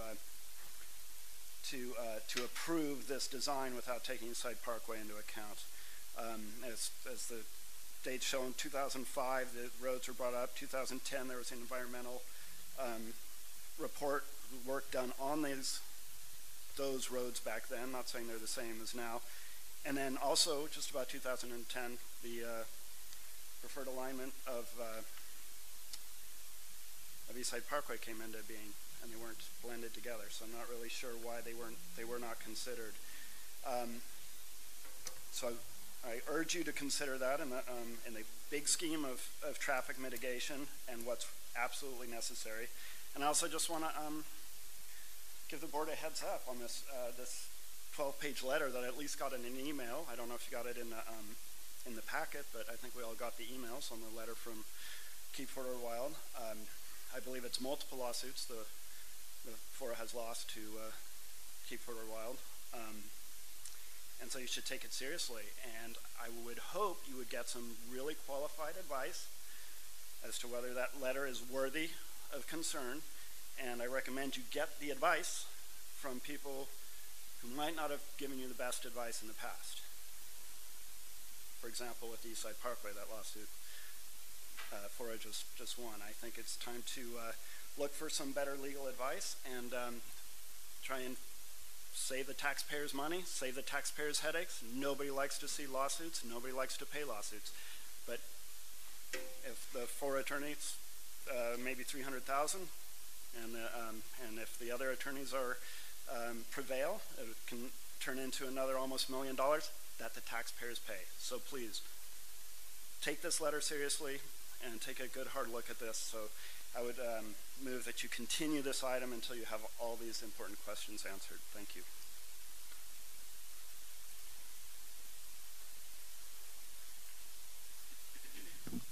Jan Schreiner, resident of Marina. I would like to support those previous two speakers' comments, because I know sometimes members of the public here, we feel impatient, that we just want to move forward, right? But some of us members of the public would also like to move forward in a way that is the best for the community. And when I say community, I don't just limit it to the economic community or to the real estate community. I want to suggest that it's for the entire community, that these things are considered very carefully, and that the environmental laws are respected from the get-go.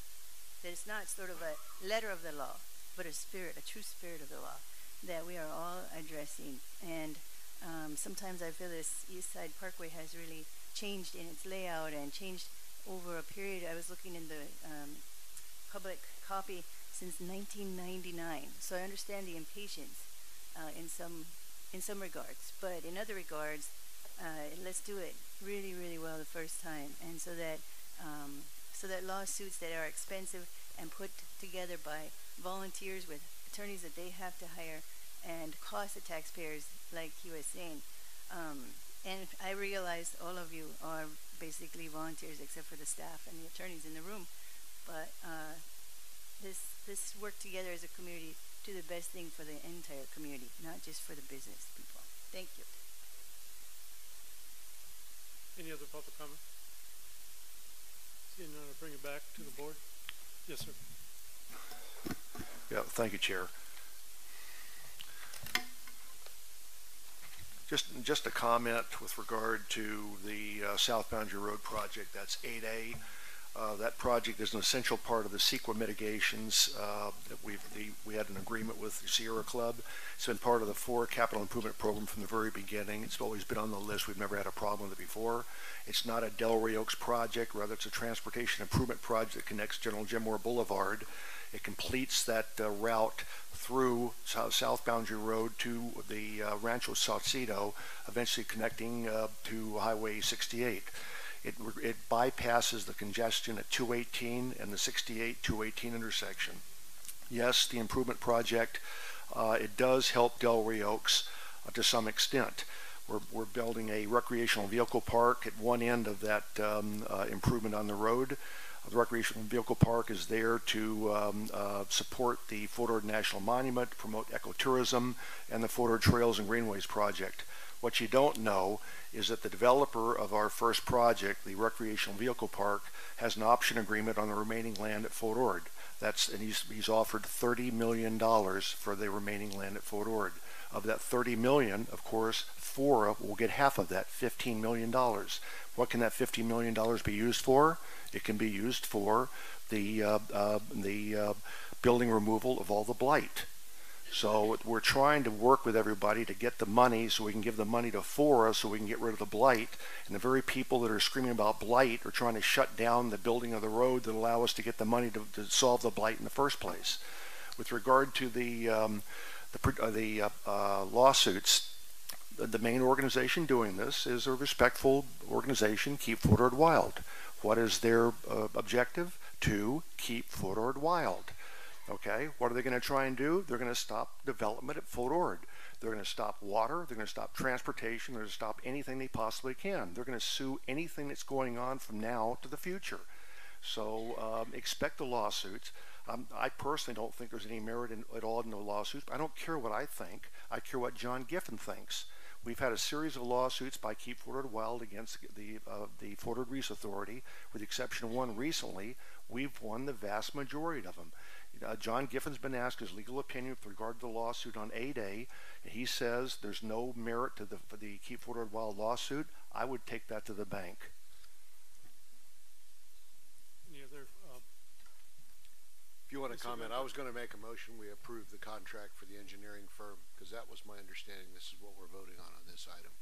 And I would second the motion. There's a motion and a second. May I comment? Yes, on the second.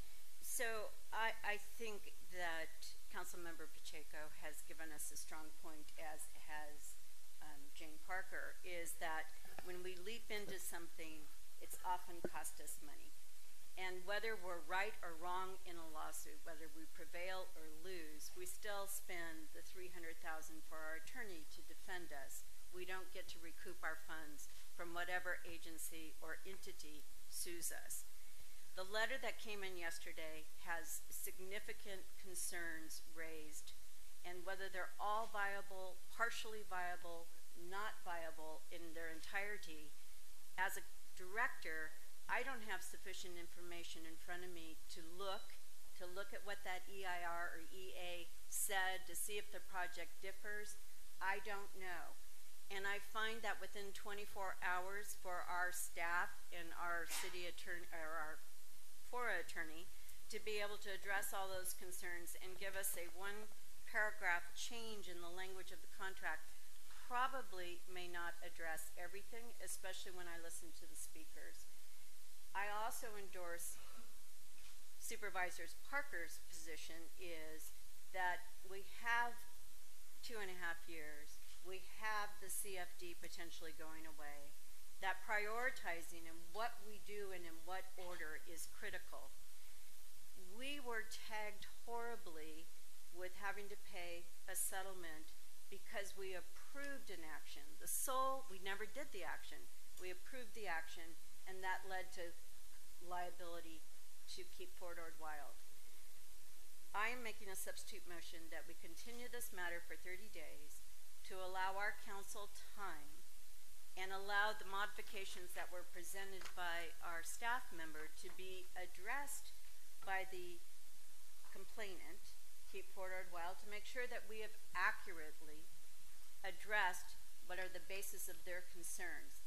1 more month is not going to alter the world, but it might save us $300,000 or $150,000 in trying to respond legally. Do I have a second? Okay, there's a motion. Can I comment on that? There's a motion and a second to continue this item for 30 days. Mayor Gunther. The last time we did this and we moved something out 30 days, members of this board submitted lists that were extensively long with their new questions. And I believe that every time we get an item brought to us, we receive the information the day before from the people from KFOW, from other outside agencies. They wait very patiently to see how quickly they can slow us down. FORA has been in existence for 23 years, and so they've done about 11.5 years worth of work because everything they vote on has to be voted on twice. And several of the board members on here, and I don't know if anybody that's been on this board that whole time, but we should almost hang our head in shame for the failure to act and to move this project forward. And I'll agree with the folks, when you walk outside and look at the barracks, that's the best we can do. We'll still be looking at those barracks when FORA ends. And the cities will be complaining they don't have the money to pay for it. They'll be going to the Monterey County taxpayers. And to the members of the Board of Supervisors, I hope you're willing to write the check. Thank you. just very quickly, I'll piggyback on what Mayor Gunter is saying. There's a kabuki dance we're doing again. Again, KFAO waits till the very they gave us 24 hours this time, it looks like. Usually it's like 2 hours with a huge list of demands and so forth, knowing that it's very hard for a legal analysis doing that. There's no consideration of us to look at a legal analysis. It's not a matter of an honorable way of saying, here's the issues, let's work together. It's we're going to try and shut you guys down. So then we delay. And so we delay 1 month. There's discussion, and then there's a no vote, and we go another month. That's 3 months. I've been dealing with the South Boundary Road with our engineer. We've only got 2 years left here at FORA if we do sunset, and it looks like there's some strong feeling from some folks they want to sunset. To get this project done, we've got it going now. We can't afford to delay 3 months and another 3 months, another 3 months, and that's the game. Threw up a lot of things up on the wall. Using a bunch of legal jargon, delay for 3 months, before you know it, 4 sunsets and nothing's done. Any other comment? Yes. Yeah, I share the frustration that I think is expressed here a lot, particularly with being given documents at the 11th hour, but we allow that. You know, we don't have any kind of guidelines that say that you have to have your information in sooner. So it's, you know, that's bad on us. I really worry seriously, though, about jeopardizing yet another lawsuit by acting quickly. It doesn't seem to me that 30 days is going to make a huge amount of difference if we are able to accomplish what we need to accomplish in response to the letter that was sent at the last minute. Mayor Rubin. Chair. Yeah. If I may, if this is not a unanimous vote, it comes back in November, correct? Right. Well, we're going to vote on a continuation first. Yes. All right. Let's assume that continuation dies, and then we vote on it. It's not unanimous. It'll still come back in November, which would give them 30 days to address the question. It'll come back at the next meeting.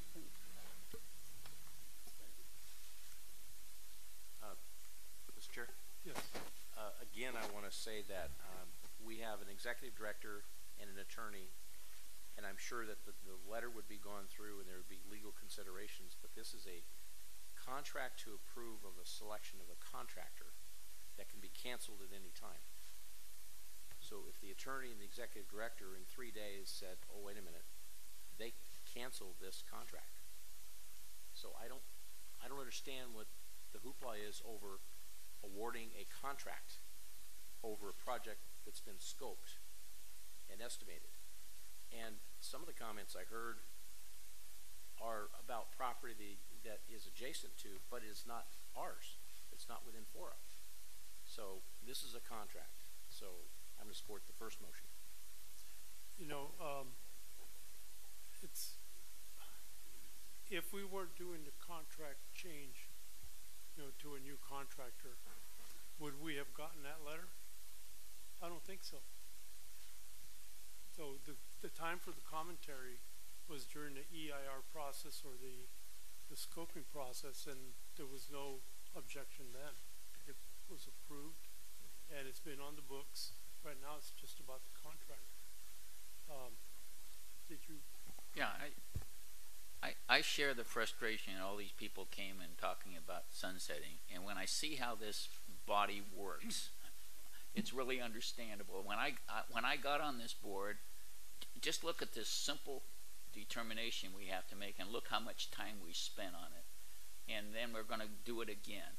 And I thought the same thing that a lot of these people come. Why hasn't Fort Ord done a lot more sooner? And then I see the dysfunction of this board and people playing into the delay tactics that are used and the litigation tactics, and you can see why we haven't got more done sooner. But we're going to dump it right on the individual cities and the counties if we don't. Okay, I'm going to call the question. On the question of continuance, all those in favor? Opposed?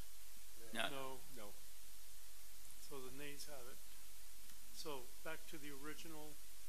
Chair Rubio, I have a question for the maker of the original motion. I was getting to that. Okay. Go ahead. So the question is, under service work order number W4, parentheses SW-W4, tasks 1 and 2, did the maker of the motion include striking the et cetera task from both the end of task 1 and the end of task 2? Yes, sir. Thank you. Okay, so that's been clarified. Et cetera has been stricken. Okay, is there any other comments? Is there any, I'll take it back out to the public. Any comments from the public? No. Coming back to the board, all those in favor? Aye. Aye. I just wanted to clarify that the changes that Mr. Said proposed are included in the motion. Right. Yeah. Yes. Okay, opposed? Okay, so we come back. Would say good work, but no. Okay, item C. Oh, okay, 8B, General Engineering Services. Well, Judge Phillips was right when he said we're going to come back and do this again. Let me give you a little bit of background. I'm going to try and make this one a little bit shorter. In February 2017, the board approved $800,000 for engineering services to take care of building removal at Surplus 2 in Seaside, Stockade and Marina, and to help repair some of the infiltrator and stormwater problems that we had on Eucalyptus Road, and to assist in some bid document preparation. In April 2017, the board approved BKF Engineers, a service work order for them to take care of that in the order of $390,000. BKF did a lot of work for FORA. FORA staff did experience some significant schedule and delivery slippage, and because of that, BKF completed their work, and we are now looking to take out the contract to Harris and Associates. BKF completed $104,000 of the $800,000, and so we're looking to continue that contract for in the order of $695,000. Again, the same is true with Harris. Harris went out. We went to a public solicitation process. Harris was the runner-up in the public solicitation process. They're an all-local team who works and lives here in the in the Monterey Bay, and they're more than qualified to do the work. The contract is also a standard contract, although it's not as lengthy as Whitson's because the scope of services isn't as large. They do have 3 service work orders on that contract that we negotiated. The first one and the second one are for building removal. And what we're doing is recommending that we drop the third one. Some concerns by CAL FILE were brought up, and I think that would be better addressed at a future time when we bring the service work order back.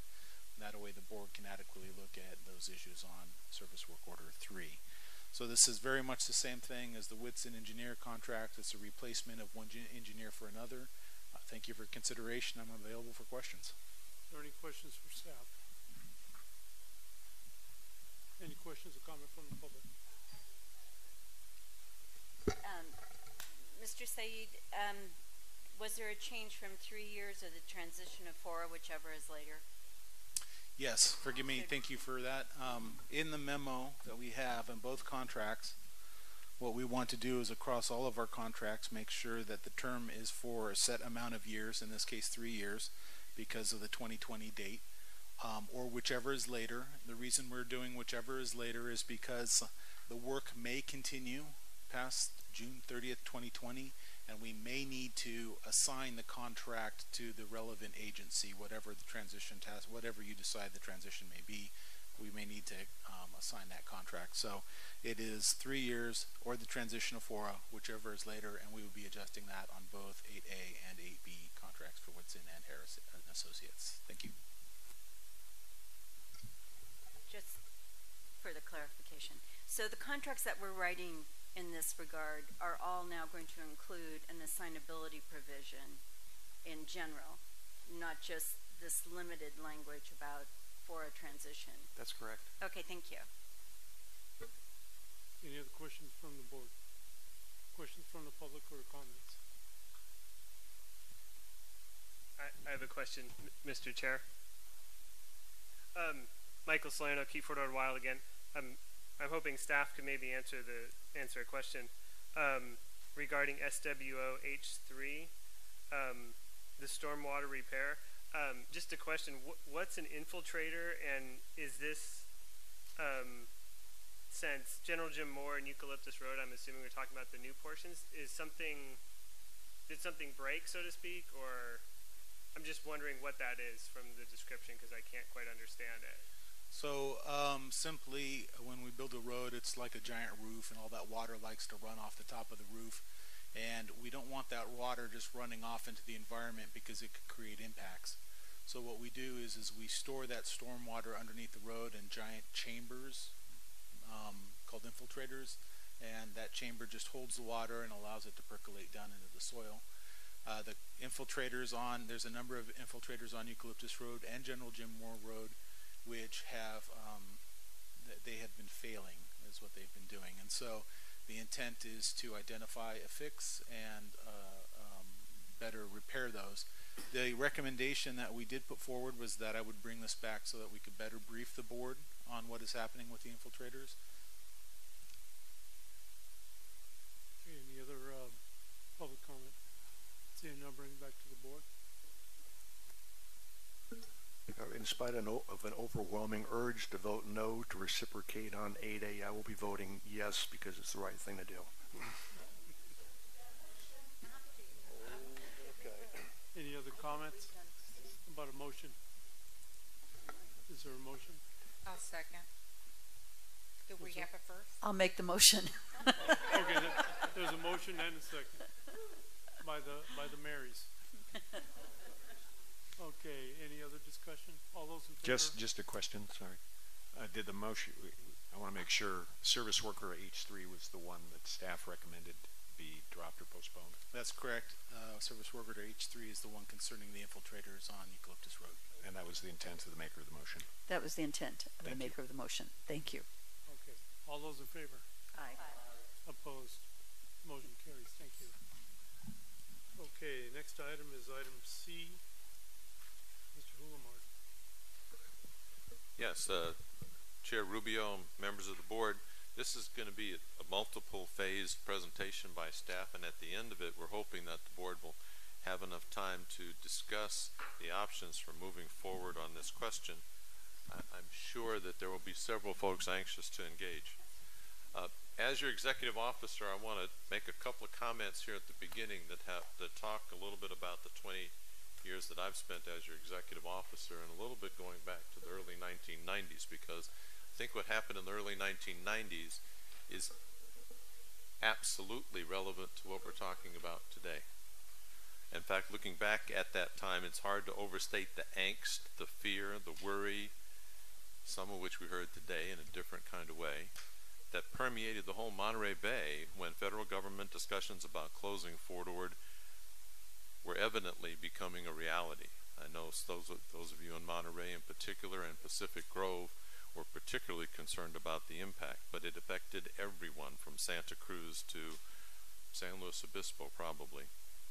The community leadership, especially at that time, included Assemblyman Sam Farr at that time, State Senator Henry Mello, and Congressman Leon Panella. They were struggling with the idea of the preservation of the ongoing Monterey support for the nation's military. This community has been a part of supporting the military for hundreds of years, not just decades.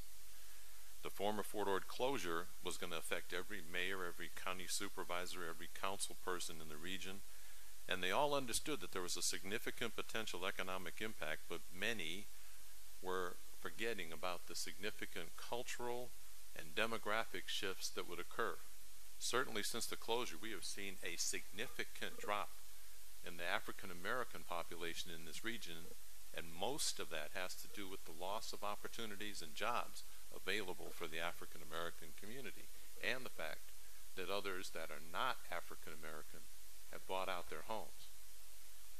The proposed closure of Fort Ord at that time tore a gaping hole in the economic fabric in the region. In fact, all of you probably have heard the terminology of 500 million left and another $500 million was secondary and tertiary impacts to what happened. We lost 15,000 soldiers.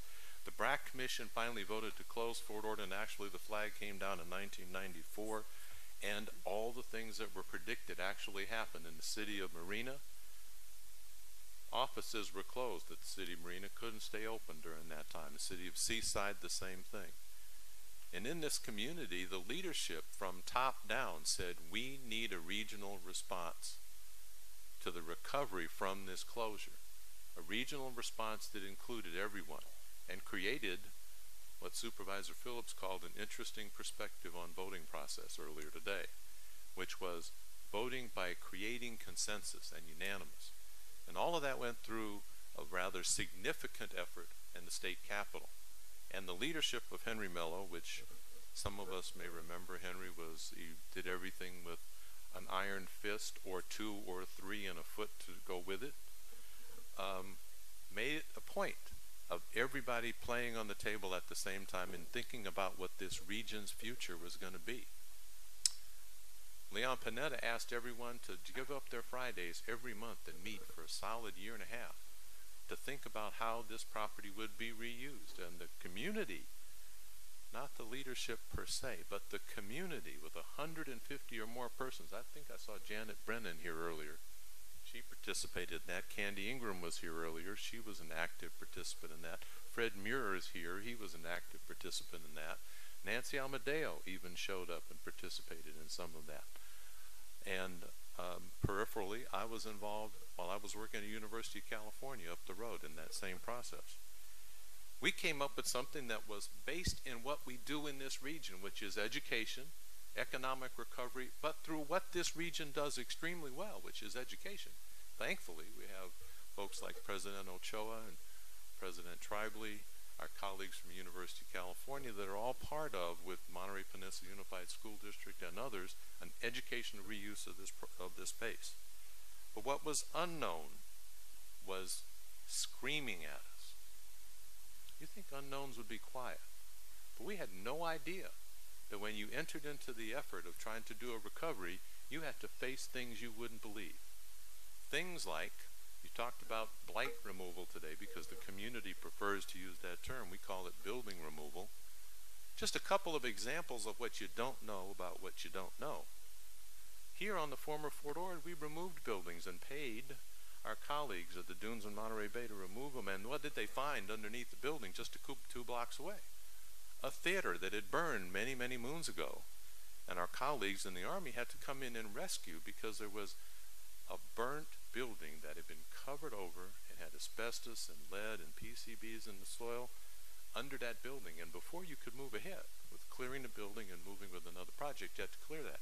Our colleagues at CSUMB, $30 million is being spent on removing buildings. Unknown to anyone else was that there were storage tanks underneath those buildings, which prevented them from completing the process on the original schedule. The Army had to come in and help and figure out what the potential was for diesel fuel to be under buildings and what that might do to a site that might be a school in the future.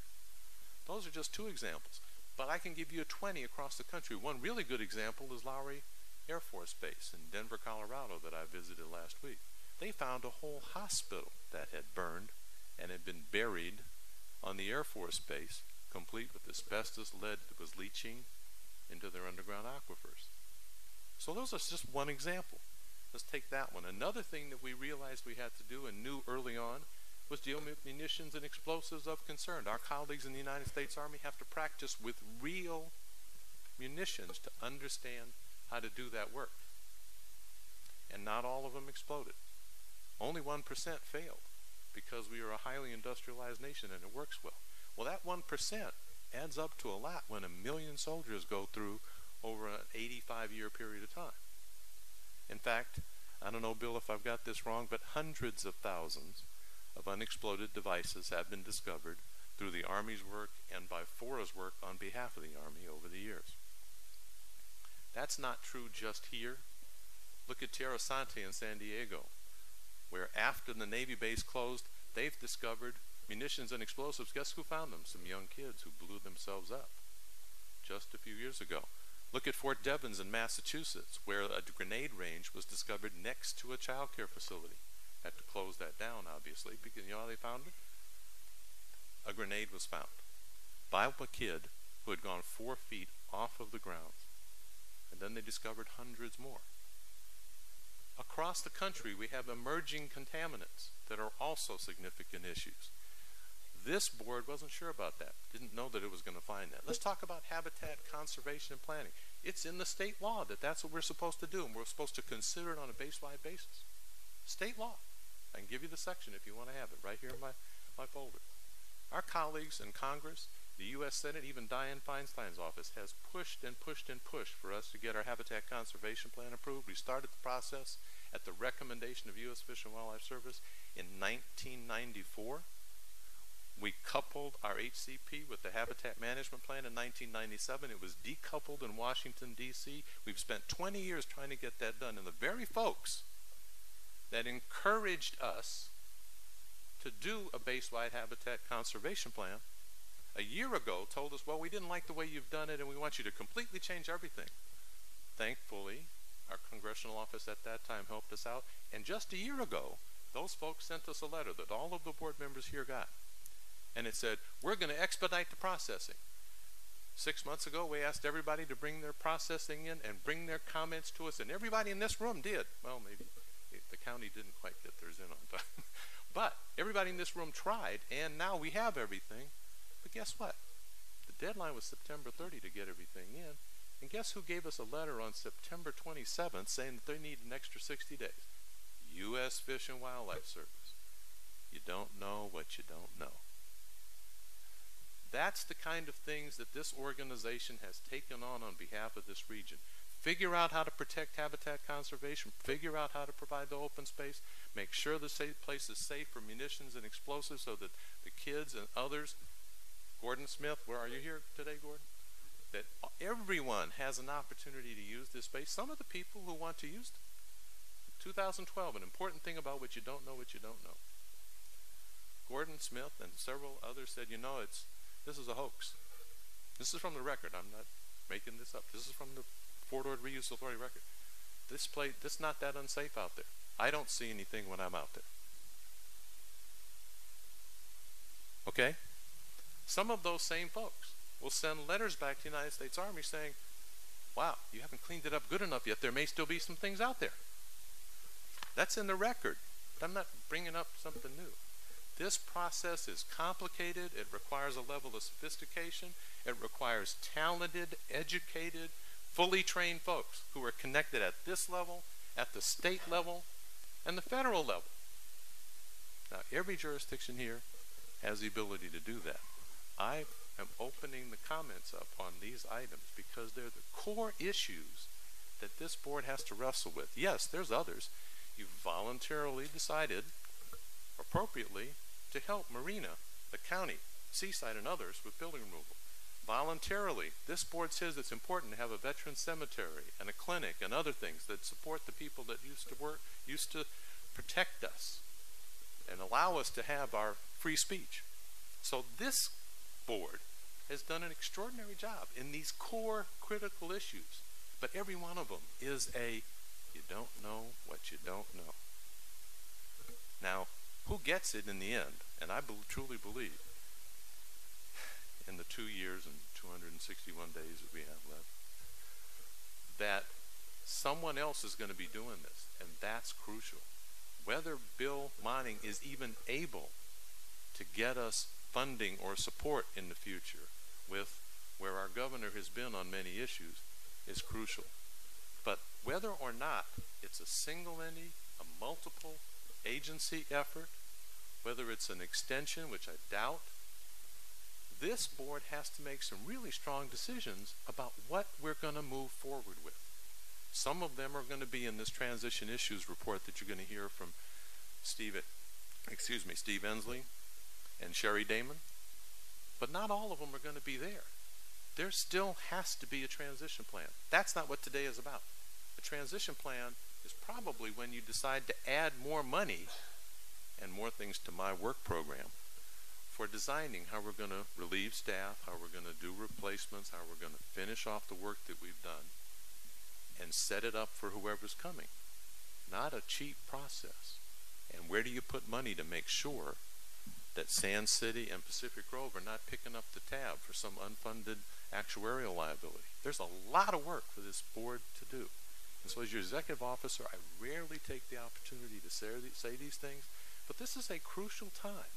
It's a transition. It's a watershed time for this board. And as your servant, I'm suggesting you look at this with that kind of seriousness and the same regional thinking and the thought about togetherness and everybody having skin in the game and being impacted when you make these decisions about transition. So it's not about me. I have too much gray hair to be here for the extension. Although my contract ends on June 30, 2020. This is about what's the organization and what's the best way for this community to proceed with these extremely difficult cross-boundary, cross-jurisdictional issues that have to be addressed. Could I ask a question of the chair? Yes. Michael, I cannot tell you how much your words have impressed me. And I am so moved and concerned about everything that you've said. And as someone who served on the transition task force, I don't feel that what we have done is even the beginning of what it is that we need to do. In fact, at the first meeting, I remember being horrified at what we had before us. And honestly, at this hour of the day, to try to start to address this, I think that we should ask for a special meeting where we deal just with this. I think it's too serious for us to try to pick it up at 5 minutes to 5 after having been through a meeting for 3 hours. I know your staff has done an excellent job of preparing.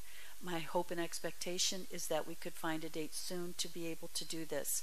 It's simply too important for us to try to deal with it now. And I hope that you will take this as a motion that we schedule a special meeting where we can deal just with this issue rather than dealing with it now.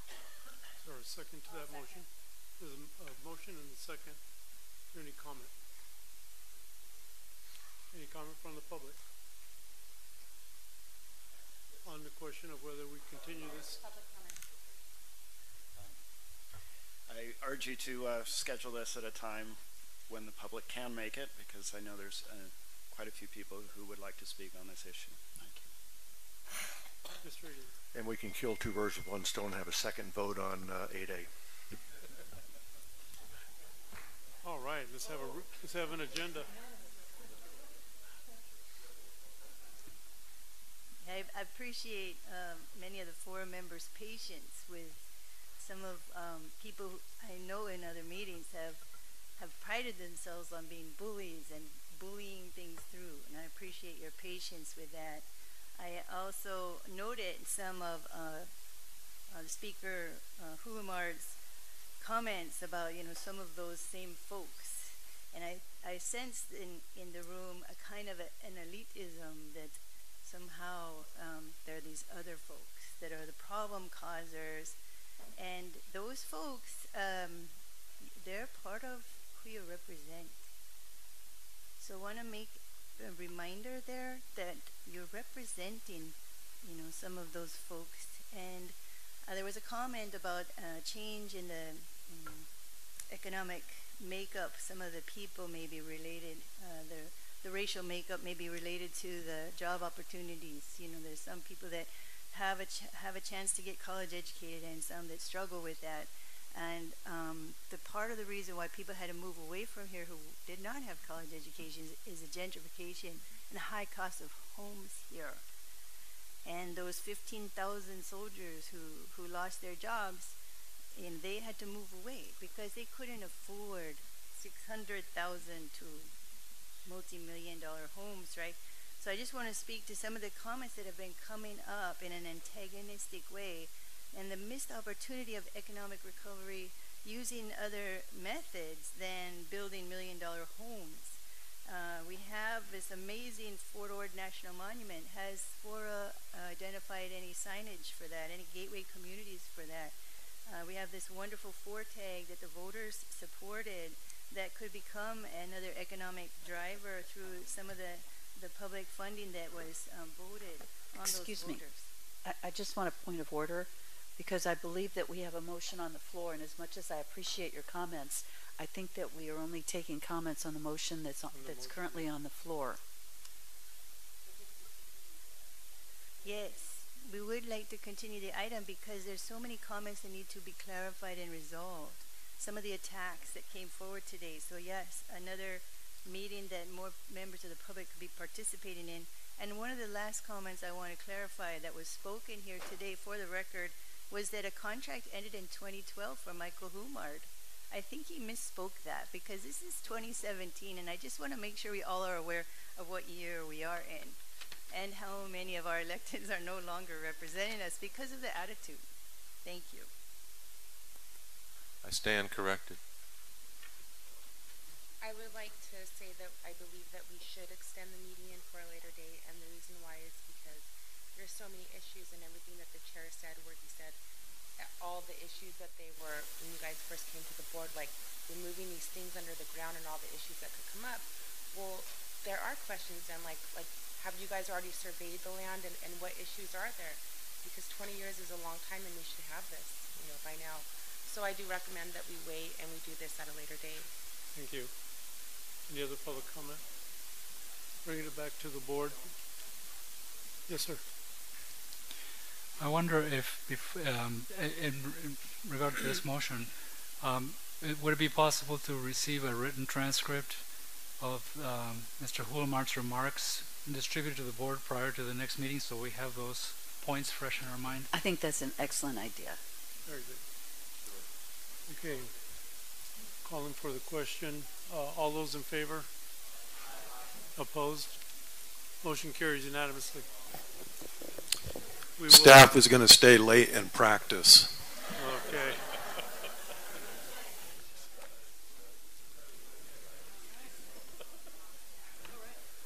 Okay.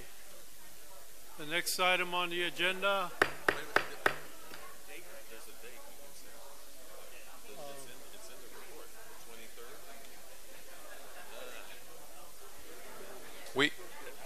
In your board packet, there are 2 dates for a potential workshop for the board on transition.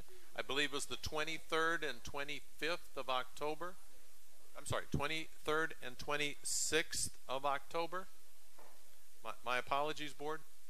But we did suggest if there was a thought about that we maybe could try to get it on your calendars now. So we'll still do something later, but this is I think Alan Hoffa would prefer the afternoon because he has to teach. And I think a couple of the folks have court appearances typically in the morning, so the afternoons are better. Gail? Monday, October 23rd, Monday, October 23rd, Monday, October 23rd. Two. We have LAFCO at 4. 2 of us will be missing. Yes.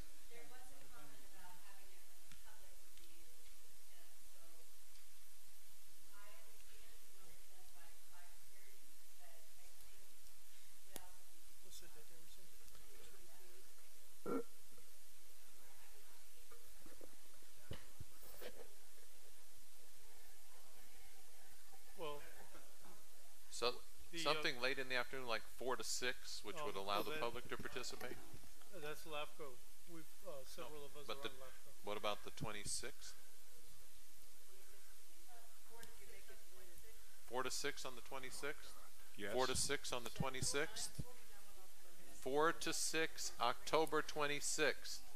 4 to 6, October 26th. Done.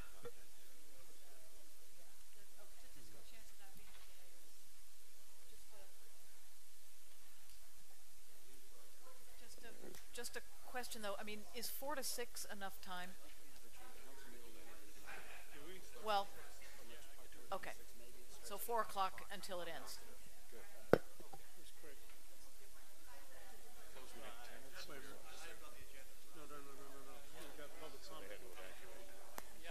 Yeah. I'm trying. Okay. Come on, everybody, kind of take your seats. We still got the rest of the meeting to go through, starting with public comment. Is there any public comment on items not on the agenda? Seeing none. Any items from members? We're adjourned. Thank you.